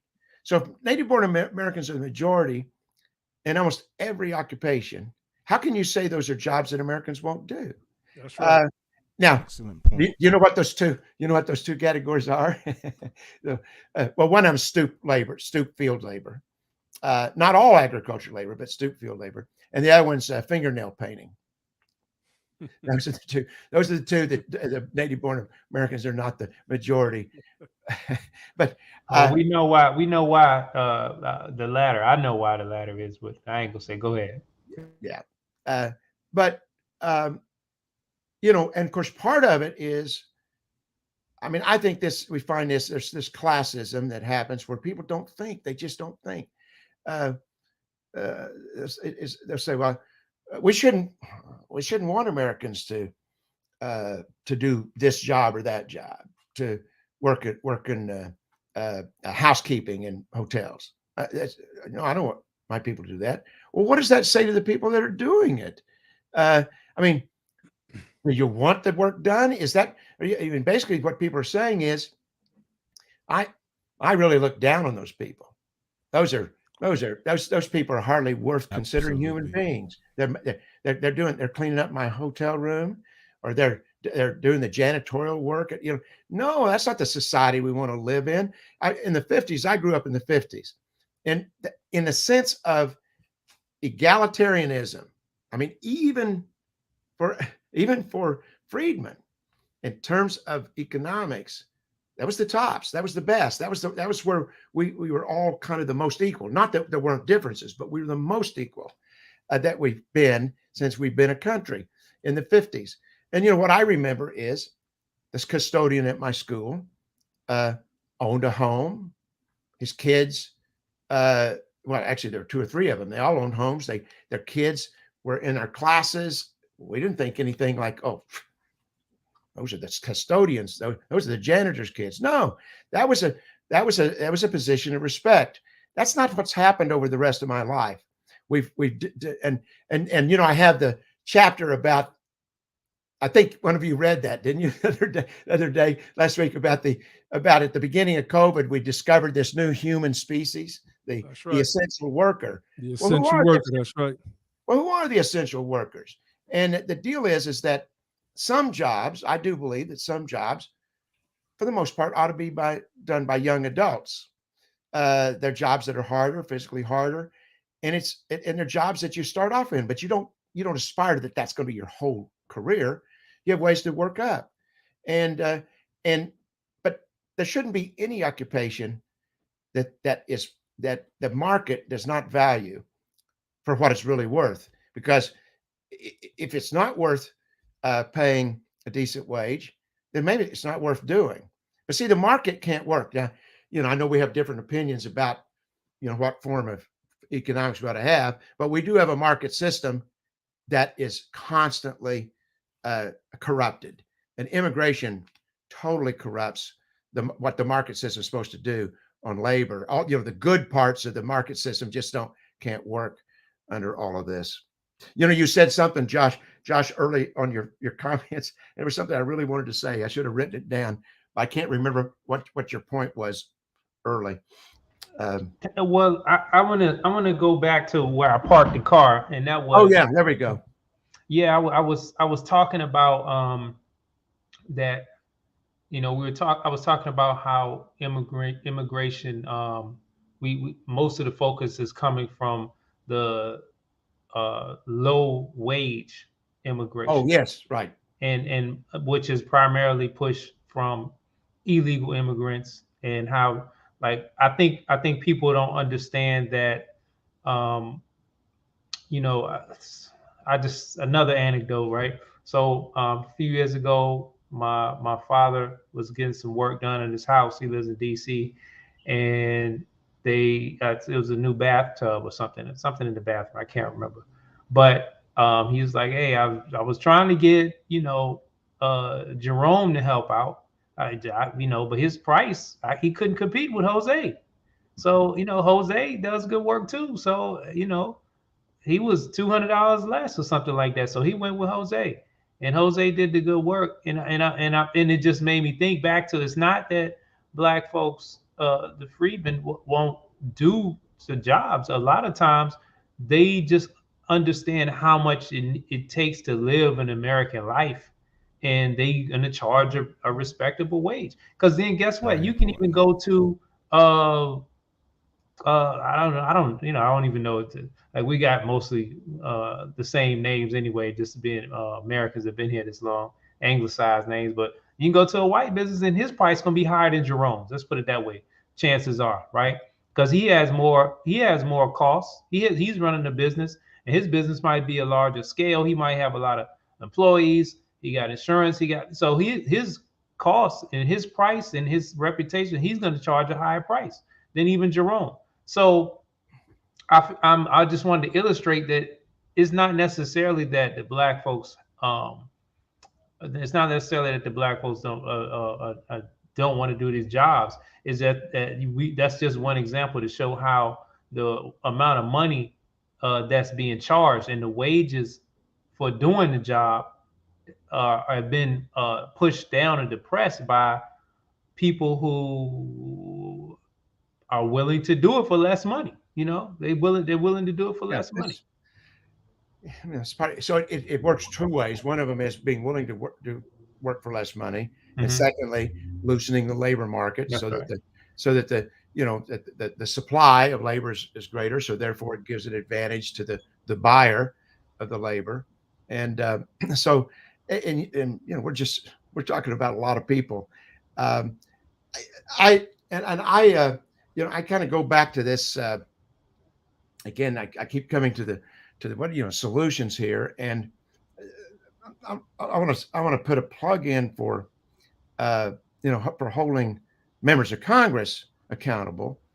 Now, as a newspaper reporter for 25 years, it's always important to go to groups. And I, to be fair, if somebody was working on it, let's say was working for something, you'd quote somebody that was for it, and you'd quote somebody who's against it. Two different organizations. You'd see how they looked at it. Well, so I created this immigration grade card system back in the 90s.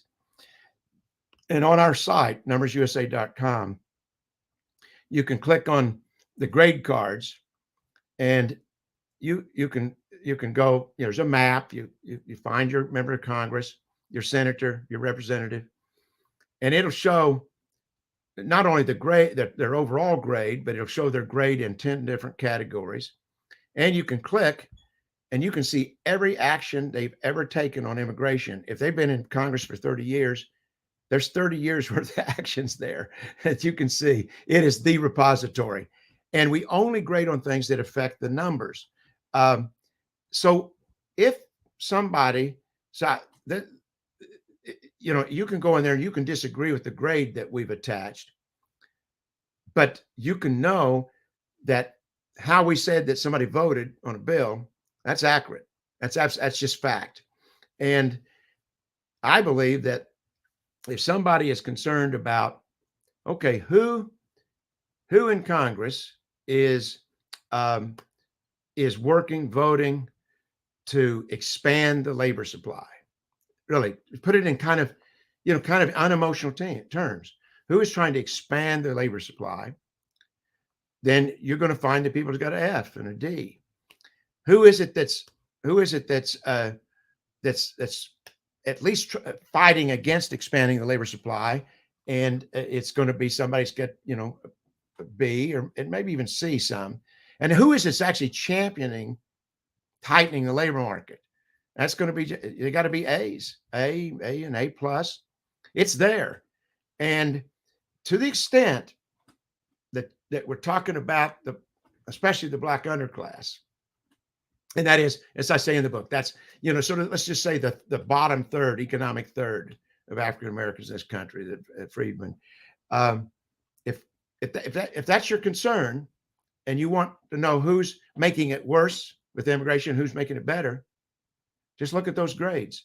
And I'm telling you, most of the people that got Fs would be humiliated if somebody said that they were working against that they were part of the cause of the struggle.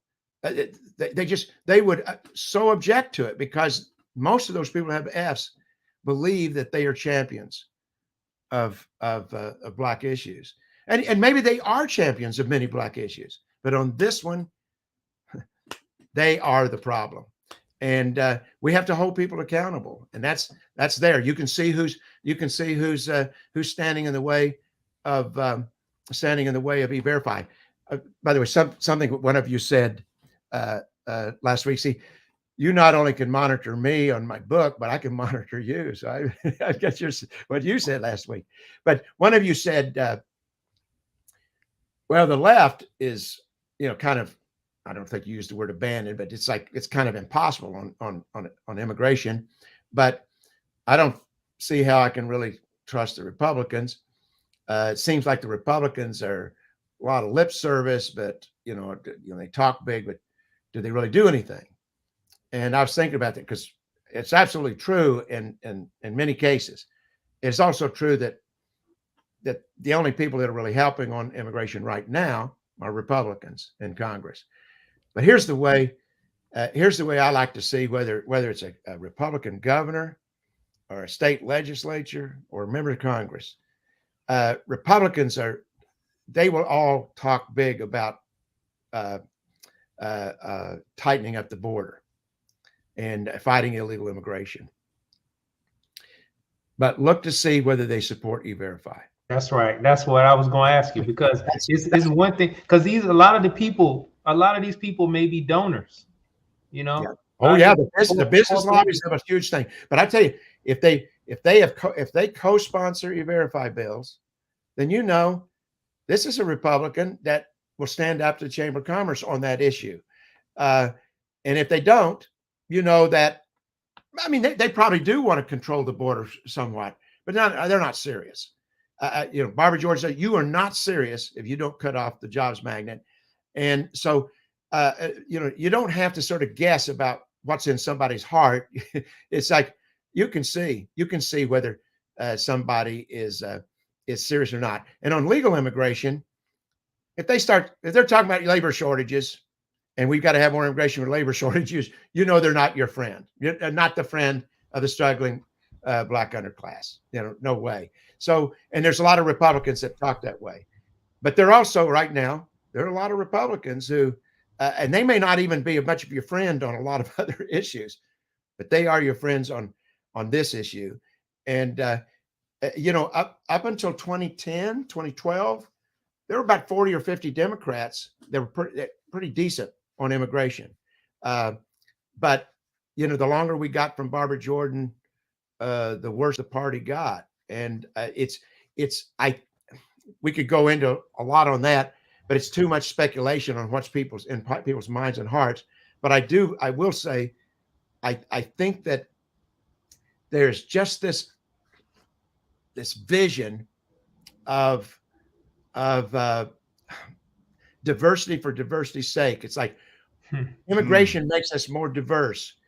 The reason that diversity became a big rallying cry in this country is that we were a white-Black country, and we couldn't see any Blacks in all of these different places, right? And so we needed more diversity in those places, which meant more Blacks, more freedmen. Yeah. And instead, they made it where, okay, we'll just bring in more immigrants, and that's our diversity. Right. And that's I know somebody mentioned something about affirmative action a while ago. I got to say this, because the reason I went in my little thing, part of the reason is that, of course, our organization, you can't take a position on that, but my position is, and you can see it when you read my affirmative action against Blacks chapter, is that when somebody says, is it time to end affirmative action? And I say, it's actually time to start it. It never got started. It immediately, I mean, Nixon started it and then he immediately expanded it.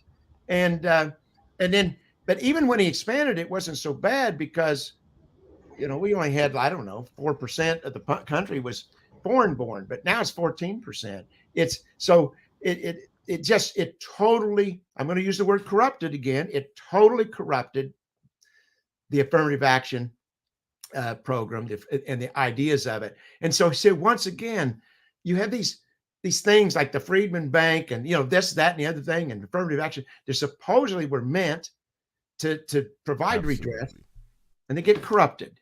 And so it's hard to think. In my opinion, there really is no excuse for affirmative action. Not only there's no excuse for affirmative action for immigrants, because immigrants make the decision to come here, and they make the decision to improve their lives by coming here. They haven't been they have not been enslaved. They've not been denied access.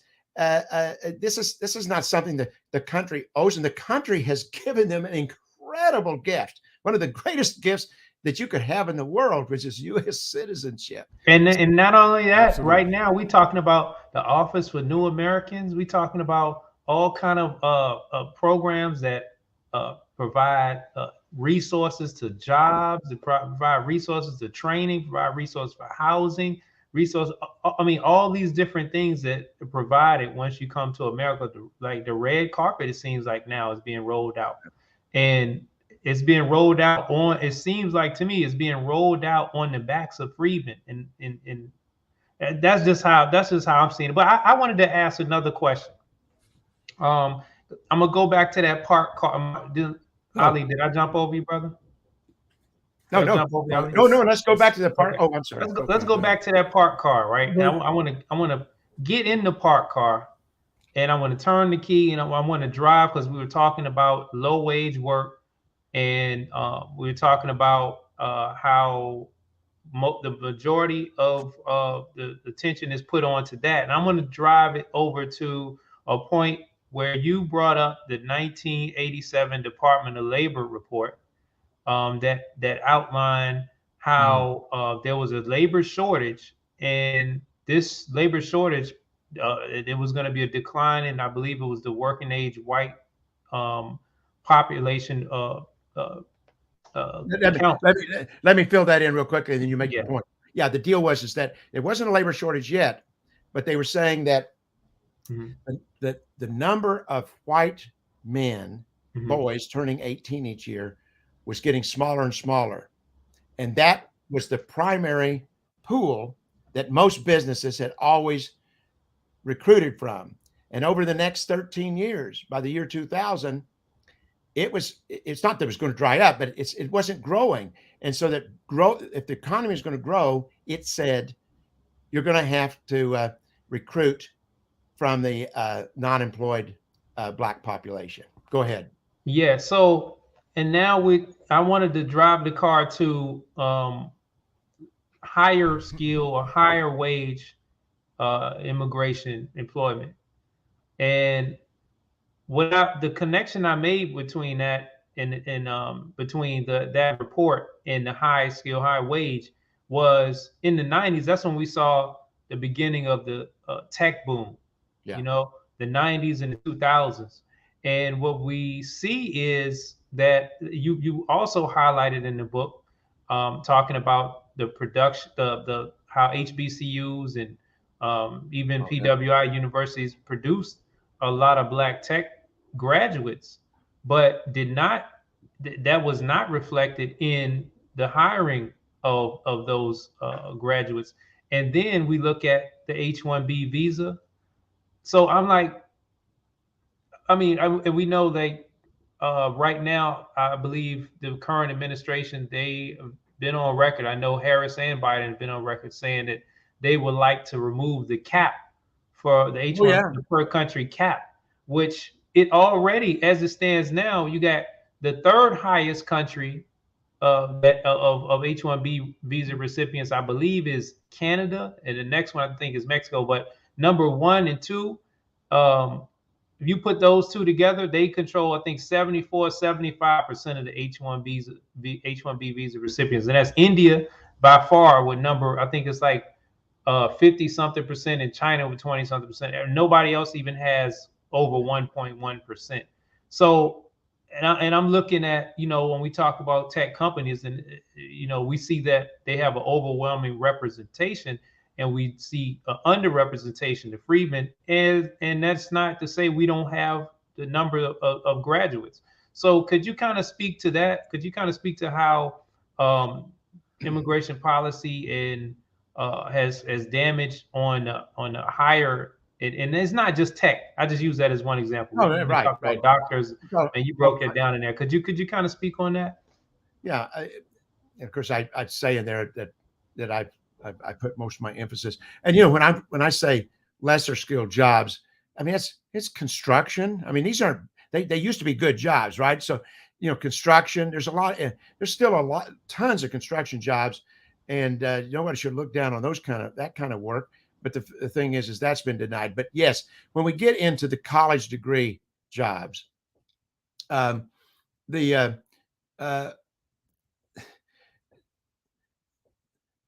all of this talk about we've got a skill shortage. We got a skill shortage. The H-1B program was started in 1990, and at the beginning they said we got all this technical industry growing, and we've got a short-term shortage, but we'll just use it for a while. Well, in the meantime, we're going to ramp up the education, and we're going to train Americans, and Americans can do it. Well, it never ended, and it just kept going more and more. And by the way, supposedly it's a 65,000 cap on H-1Bs, but there's all kinds of H-1Bs that they don't count toward the cap, so it tends to run 200,000 or 300,000 a year. And so, in the book, I've got some fairly recent stuff in the last 10 years where, and I think you read a little bit from it last week. It's just incredible. I think the HBCUs are graduating, like 18% of something like that, like 18% of the people in these tech fields, but only maybe 4%, 3-4% of the people with jobs in the fields are Black. It's very clear that these corporations aren't interested. And what's interesting is they're not even interested. We say, well, they like Asians, but they're not even interested that much in Asian Americans. They Asian Americans get started, but then they replace them with people from China. That's right. It's just, and that really is absolutely about cheaper labor. And because they'll bring these people over, they live, a ton of people in one house, and they work them, they have to work no matter what, 7 days a week, and if they complain, they get sent back. It's kind of it's like now freedmen are having to compete with sort of semi-slave. The freedmen with tech degrees have to compete with semi-slaves that have been brought in from other countries. Well, that's you calling it what it is. That's not going to work, is it? Yeah. So it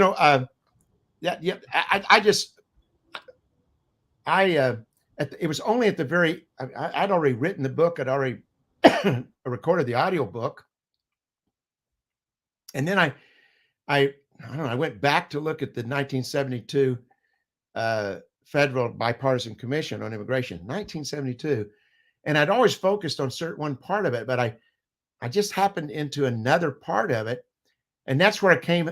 This is where I came up with that whole section where they were talking about disadvantaging native-born Americans coming out of colleges into these professions, and especially medical professions where we didn't have enough schools to turn out. We had people qualified to be doctors, to go to medical school, but not enough slots. And so instead of building bigger schools or new schools, we imported doctors, and that's the one that showed it. And so isn't it interesting? This is just 7 years after the mass immigration started, And that commission was talking specifically about, I mean, at that time, almost every Black person, not all, but most of them were freedmen, but about Black Americans being especially disadvantaged by this. And I've back in the 90s, I had quite a bit of dealings with Black Americans that were in the tech industry. And that's when I got educated about the fact that Black Americans were overrepresented in the tech industry in the 80s. And, you saw that in, what was the name of that space movie? The women that they called the computers with NASA. Yeah, Hidden Figures. Hidden Figures. Yeah, Hidden Figures. And let me say real quick, Roy, you've kind of seen that in movies in the 80s and the 90s where, the quote unquote Black guy is like the computer hacker, right? Samuel Jackson and Jurassic. Right. What was Bad Boys with John Sally, and he pointed down at Martin Lawrence, and they start to beefing about something, right? He's the hacker. Yeah. And then everything just begins to change after. I want you to continue, but that was such a powerful point because it made me think about all of those early movies where a lot of Black people were depicted as actually like the computer guy, right? What's the movie Christmas, Bruce Willis, Die Hard, right? When the guys come in, it's the Black guy that's doing all of the technical stuff. You see what I'm saying? So Terminator. Terminator 2, Yeah, that's right. So that's just really interesting that you say that, and we see it reflected. We can see the difference now, even in the movies. It's like art is truly imitating life when it comes to particularly freedmen being replaced here in these fields. And before the 90s, the technical work was kind of wasn't looked down on, but it did not get the sort of the fame and the glory that became in the 90s. Mm. And boy, once it started to get some glory, then it's like, for all kinds of reasons, Blacks who were overrepresented started being put. I don't know if they're pushed out, but it was hard to get in. And these people that I worked with, the African Americans I worked with in the 90s, we went around. Actually, I traveled with one of these activists around to doing editorial boards, talking to the editorial boards of newspapers to fight the H-1B increases, which we actually, in the end, we did beat particular increases. But that was part of their thing. They said they call it the silicon ceiling, but we just see by the numbers that this was warned against in 1972, that it was already a problem in 72, and then in 87, that was another smoking gun that I actually didn't run into until toward the end of my research in the book. I ran into it's kind of I defy you to find much about it in the internet about that report, but once I saw it, I remembered that when I was covering Congress, that I would, some of the hearings I was in, that people would quote from that report. And there was a lot of concern. It's like, oh, we're going to be facing a labor shortage and this, that, and the other thing. And and we're going to have to depend on Black folks. And I mean, when you think about it, that's the worst. That is the worst smoking gun of all, because they were told exactly what they were doing. And that was, there was an opportunity, even though we still, at that point, there was like almost 600,000 immigrants a year coming in. But even at that point, there was a new opportunity coming. Labor market was tightening, and it wouldn't have been as good as some of those other opportunities for freedmen. It was looking pretty good. And the business lobbies came in. Senator Kennedy ran the show. Senator Schumer was a junior senator at that point. Was he a senator? No, he was a congressman at that point, but Schumer is very involved with that. You know, he's the Senate Majority Leader right now. And he stepped in the House, I guess it was, but he had made a lot of statements. And those guys go, no way. We are going to bump this to $1 million a year. And we're going to start the H-1B program. That's the 90 bill did that. That's why my section, everything that happens in the book after 1990, I call that after abandonment. That was true abandonment that happened. Of course, 6 years later, Barbara Jordan, there was one more chance. And I really hope that the people who do get the book or have a chance, borrow the book, would really take a look at that Barbara Jordan chapter, because, that's another blueprint. It's a blueprint for how we could turn a lot of stuff around if we could just get behind her. And it is convenient to have Barbara Jordan as the figurehead, because she wasn't just the figurehead. She was the mastermind behind. She was the chairwoman of that commission. Right. And she was chosen by President Clinton because she had such credibility across the spectrum. And she had the vision for a different kind of America. I mean, so people who want to say that want to try to troll and say, somehow or another, these ideas about limiting immigration and taking away the jobs magnet, this is white supremacists, white nationalists, whatever issue. It's like, no, there's no white nationalists that led this movement, ran commissions. This is Barbara Jordan. And, so I feel a little, I don't know, maybe it's the hour of the night. I'm feeling a little militant right now talking about it. Well, look, it was also Frederick Douglass. It was also A. right. Philip Randolph. It was also Dr. The King. boy. It was so many of them. Washington was, and today it's BTP. It's us. It's us. Well, now that's, I've thought about that. I thought, newspapers just aren't the deal they were 100 years ago.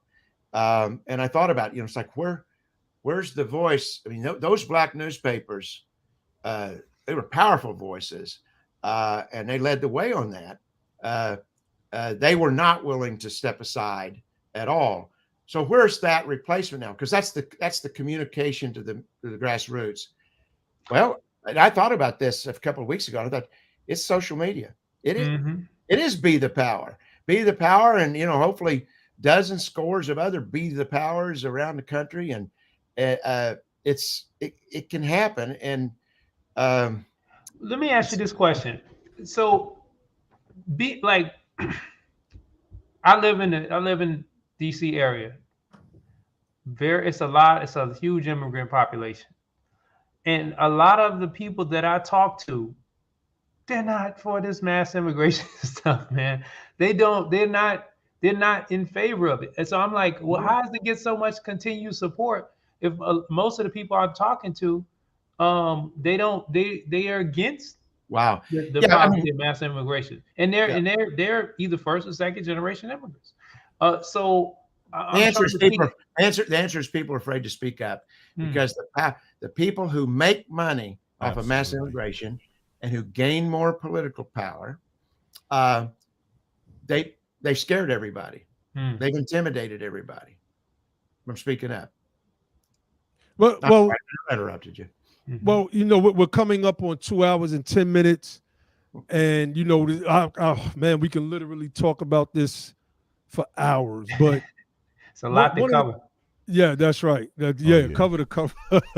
I would love to have you on. I mean, recurring possibly. I would love to have you on as a recurring guest. So, of course, time permitting, so that we can really speak to this issue and break things down. Because there's so much that I wanted to say that I actually just shut up, believe it or not. I'm sorry about that. But no, it's cool because I kind of was talking a lot last week. So I wanted my bros to come in and chime in today.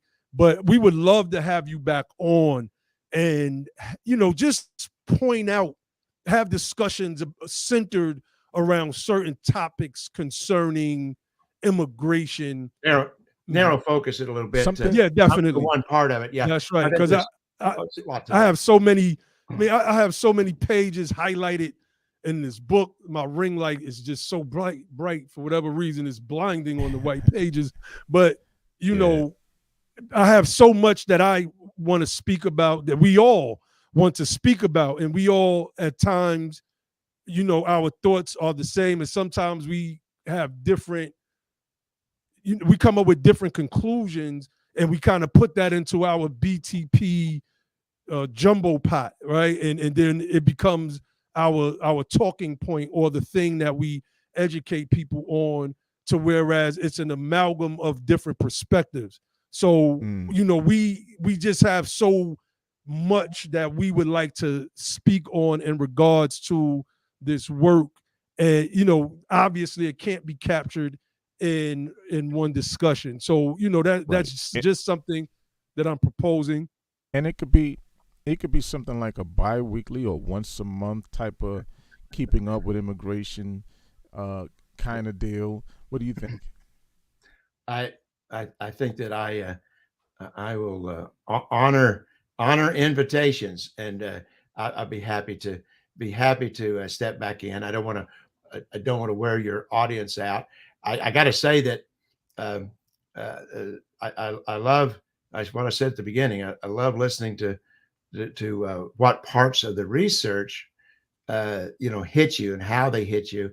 And I've been very fortunate in the last 6 weeks to be in front of a number of African American audiences, and getting that kind of feedback, and it's very, very helpful.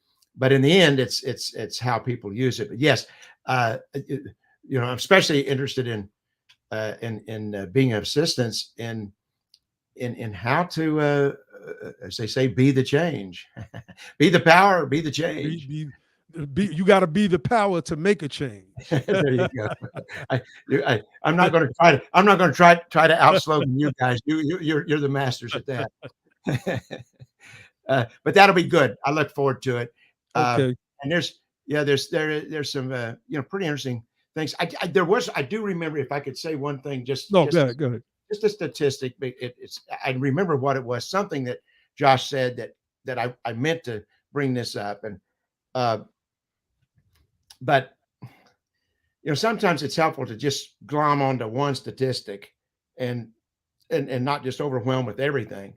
But this business of let's just take Black working age men, 18 to 65, who have a high school diploma. So I mean, and not a college degree, but they have a high school diploma. So in 1970, which is the mass immigration just barely started, that was after all those years of tight labor markets. 91%, that's what the Labor Department says, 91% of working age Black men had a job. We're fully employed, 91%. After 3 decades of mass immigration and other things, in 2000, the number was 71%. Now, even if it had gone down 5%, that's a big effect in a community. But can you imagine? No, you can't imagine, because you've seen it. This is what happens. So people with a high school diploma, 91% fell to 71%. Now it's below 60%. Now it's actually, and it's not much better for people who, a lot of people go to and take college courses but don't graduate from college. That's true of all races.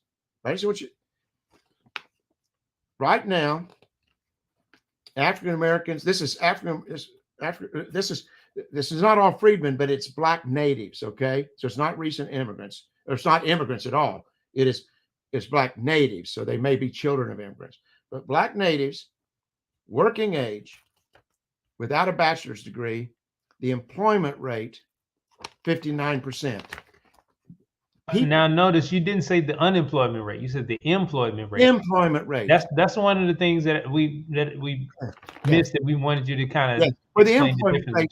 And the employment rate, I prefer the employment rate, because it does not take that is, it does not count people who are incarcerated or institutionalized in any way. They're not in the numerator or the denominator. Okay. I mean, if you had the incarcerated, it would be even worse, right? I mean, but this everybody's not institutionalized. So of everybody who's 18 to 65, Black natives, only 59.1% had a job as of the fall. I don't have the more recent data.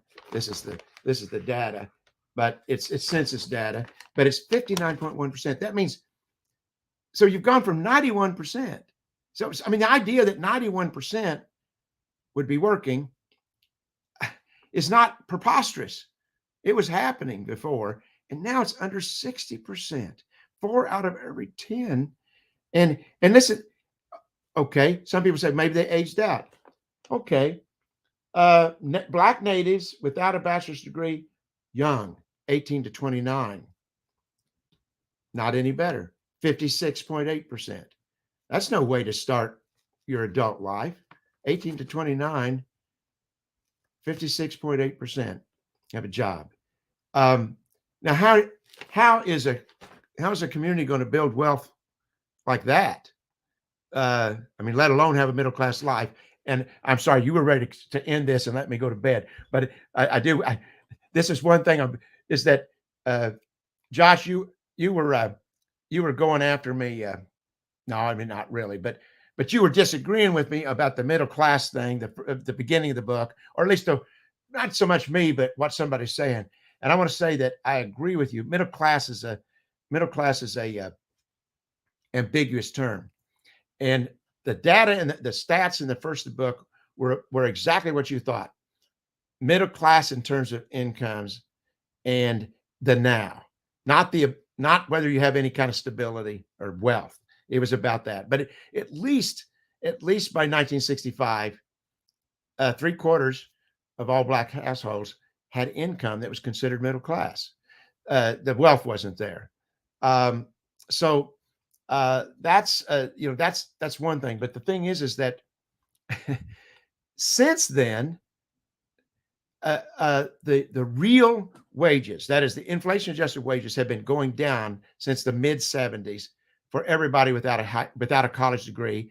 And they've been and for the bottom half of college degree workers, they've been going down too. Only the top half of college degree workers have they been going up.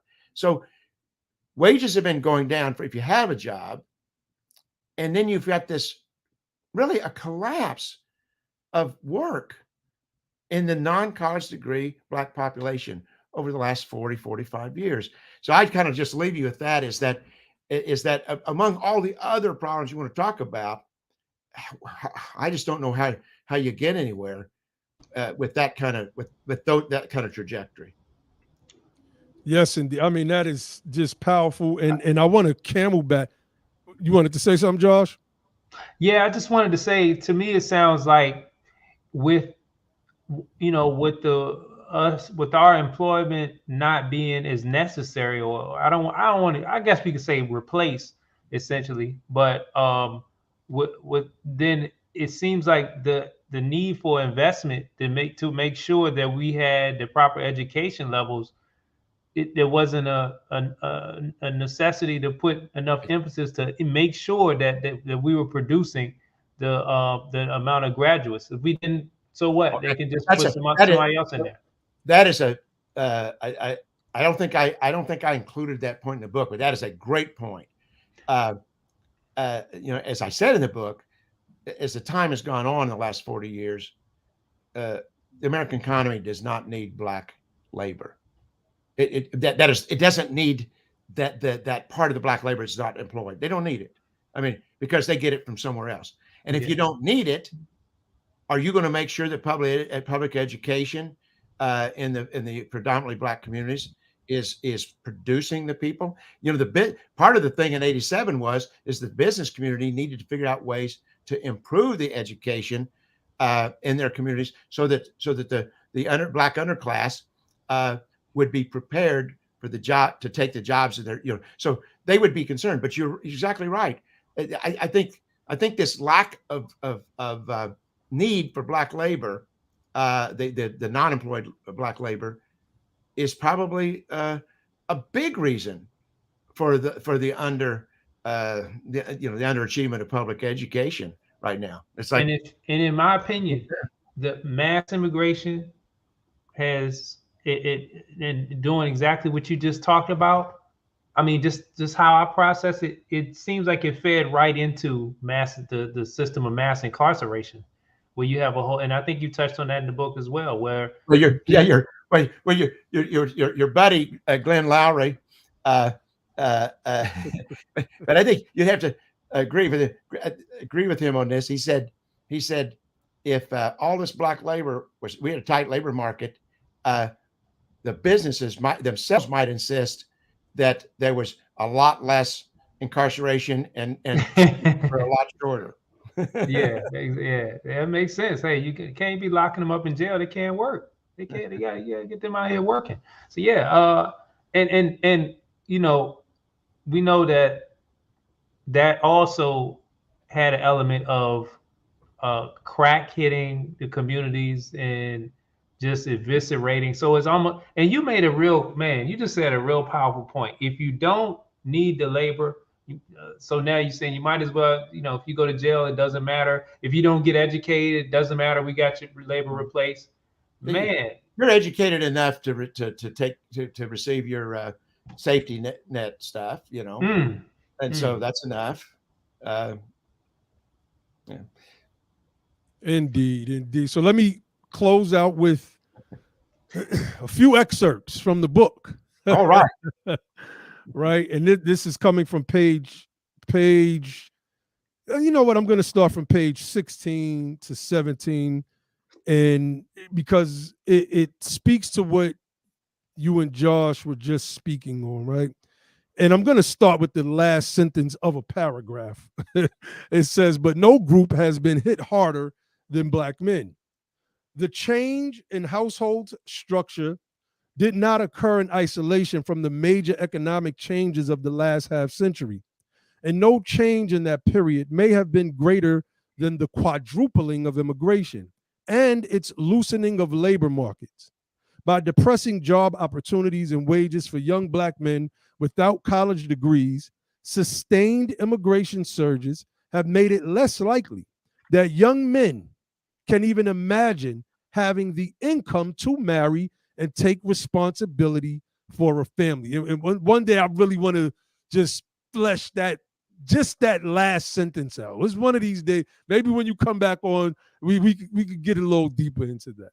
It continues. Federal data in 2018 shows that 42% of all black men aged 25 through 34 earned less than $25,100 needed to provide for a family of 4 above the poverty line. How could family formation occur in those kinds of conditions, asked Roger Wilkins when presented with similar bleak statistics in the 1990s. Wilkins, the highest ranking African American in the Johnson administration, complained to National Public Radio, quote, "We hear people talking about black families falling apart, but we don't hear anybody talking about putting black men to work, giving black families the economic wherewithal to stay together and raise their children." And I thought, as I listened to the closing portion of the conversation, I was just kind of wondering where I was going to end with from the book, and y'all kind of tossed me a softball with that one, right?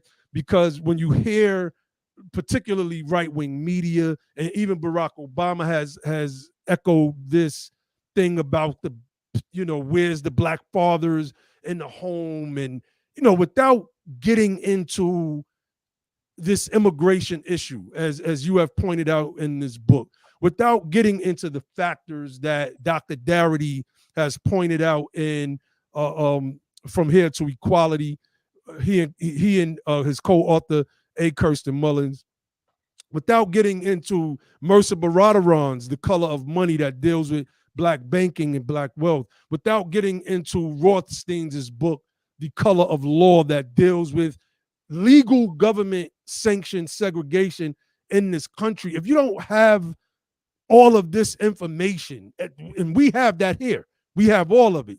We have all of the cogs in the machine when it comes to research and information, which is why we know exactly what's needed and what we need to do.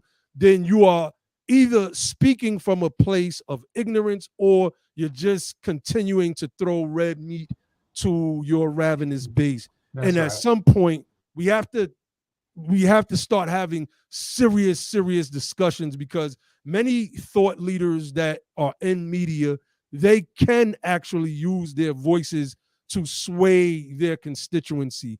And I think that your book, Roy, really is a first step forward in us having that conversation with people that I guess we could say are in what Martin Luther King Jr. called the other America. I just want to give you props on the book again. If you have any closing words that you would like to share with the people, please do. Well, since there's a chance, apparently, that I'll get to talk with you again, I don't have to make a big closing statement, so I appreciate that. I think that the weight that you just gave gave the issue. Obviously, I think it's really key. And I appreciate your your comments about the book, your praise. And you said last week something. You started to say Beck says, and you say, well, Beck really doesn't say all that much. He mainly compiled all these other people. And I told someone, I said, that was kind of it's almost like the best compliment a person could pay, because it's not about me. It's not about, I compiled it, and it's the power of everybody that's quoted in there, all the studies and the leaders, etc. But yeah, I did the book, and I can help some here. But in terms of putting it to use, it's going to have to be people like you, like all of you, because there's always going to be people like some of the trolls who's going to question about. It's like it's like I mean, I can't be a Philip Randolph, can I? But they're always, the thing is that it's going. People have got to hear the leaders in Washington, people in the media. They've got to start hearing Black voices expressing these things unapologetically. It's not selfish. I mean, I don't have to tell you all. I mean, if you're talking about reparations, you're not worried about, I think somebody may think it's selfish. No, it's self-interested, but it's also in the interest of the country. That's right. And the national interest. Yeah, today is George Washington's actual birthday, and and he was a complicated character, but I still think he was, he really set quite a standard here. But one of the things he said about the government was that, and a lot of the government was set up with the idea that human beings are flawed, and they will do bad things if they get power. And so his idea was that there would be lots of interest, and everybody would be representing their own self-interest, and those interests would compete with each other and basically keep any particular group from, a tyranny over another. Now, didn't work all that well all the time, but nonetheless, the fact is that in the best tradition, if you want to claim it, George Washington and the founding of this country, it's like, freedmen have to speak up for themselves and on this issue. And I really do believe there are tons of non-freedmen, tons of non-blacks that really have the potential of paying attention, because they do think that the freedmen have a certain moral high ground to speak from. I know it must be hard to believe at times, but that's what I see among non-blacks, is that there is a real desire for that. And there's desire, but there's also a sense of gosh, haven't we been working on helping the descendants of slaves since the 60s, and maybe we've done about as much as we can. That's what we have to keep from happening, right? We have to convince people, no, we've not hardly done anything in the economic sense that was promised. That's right. That's right. And you said it earlier. Affirmative action basically never began for us. It always seemed to go to someone else. So, we're gonna wrap it up, family. Thank you all for watching. This, of course, was another powerful discussion. And I just want to speak to the trolls real quick. We have Roy Beck on, and somehow they're gonna say we're pandering to right-wing white supremacists. When we had Charles Blow on, we were pandering to left-wing liberals. So I guess you can't win for losing, but like my sister Ross said in the chat, let me pull that back up. We eat trolls for breakfast. We're different. We're thick-skinned. And that stuff don't faze us, y'all. Whew, let me calm myself. So let's end this thing right here, right now. My brother Logic wasn't on tonight. I want to start with his quote first, which is government is the game and politics is how it's played. Don't let that simple quote go over your heads, family. Government is the game and politics is how it's played, which leads into my closing statement, which is don't just fight the power, become the power. And then and only then will you have the power to make a change. And with that, say peace.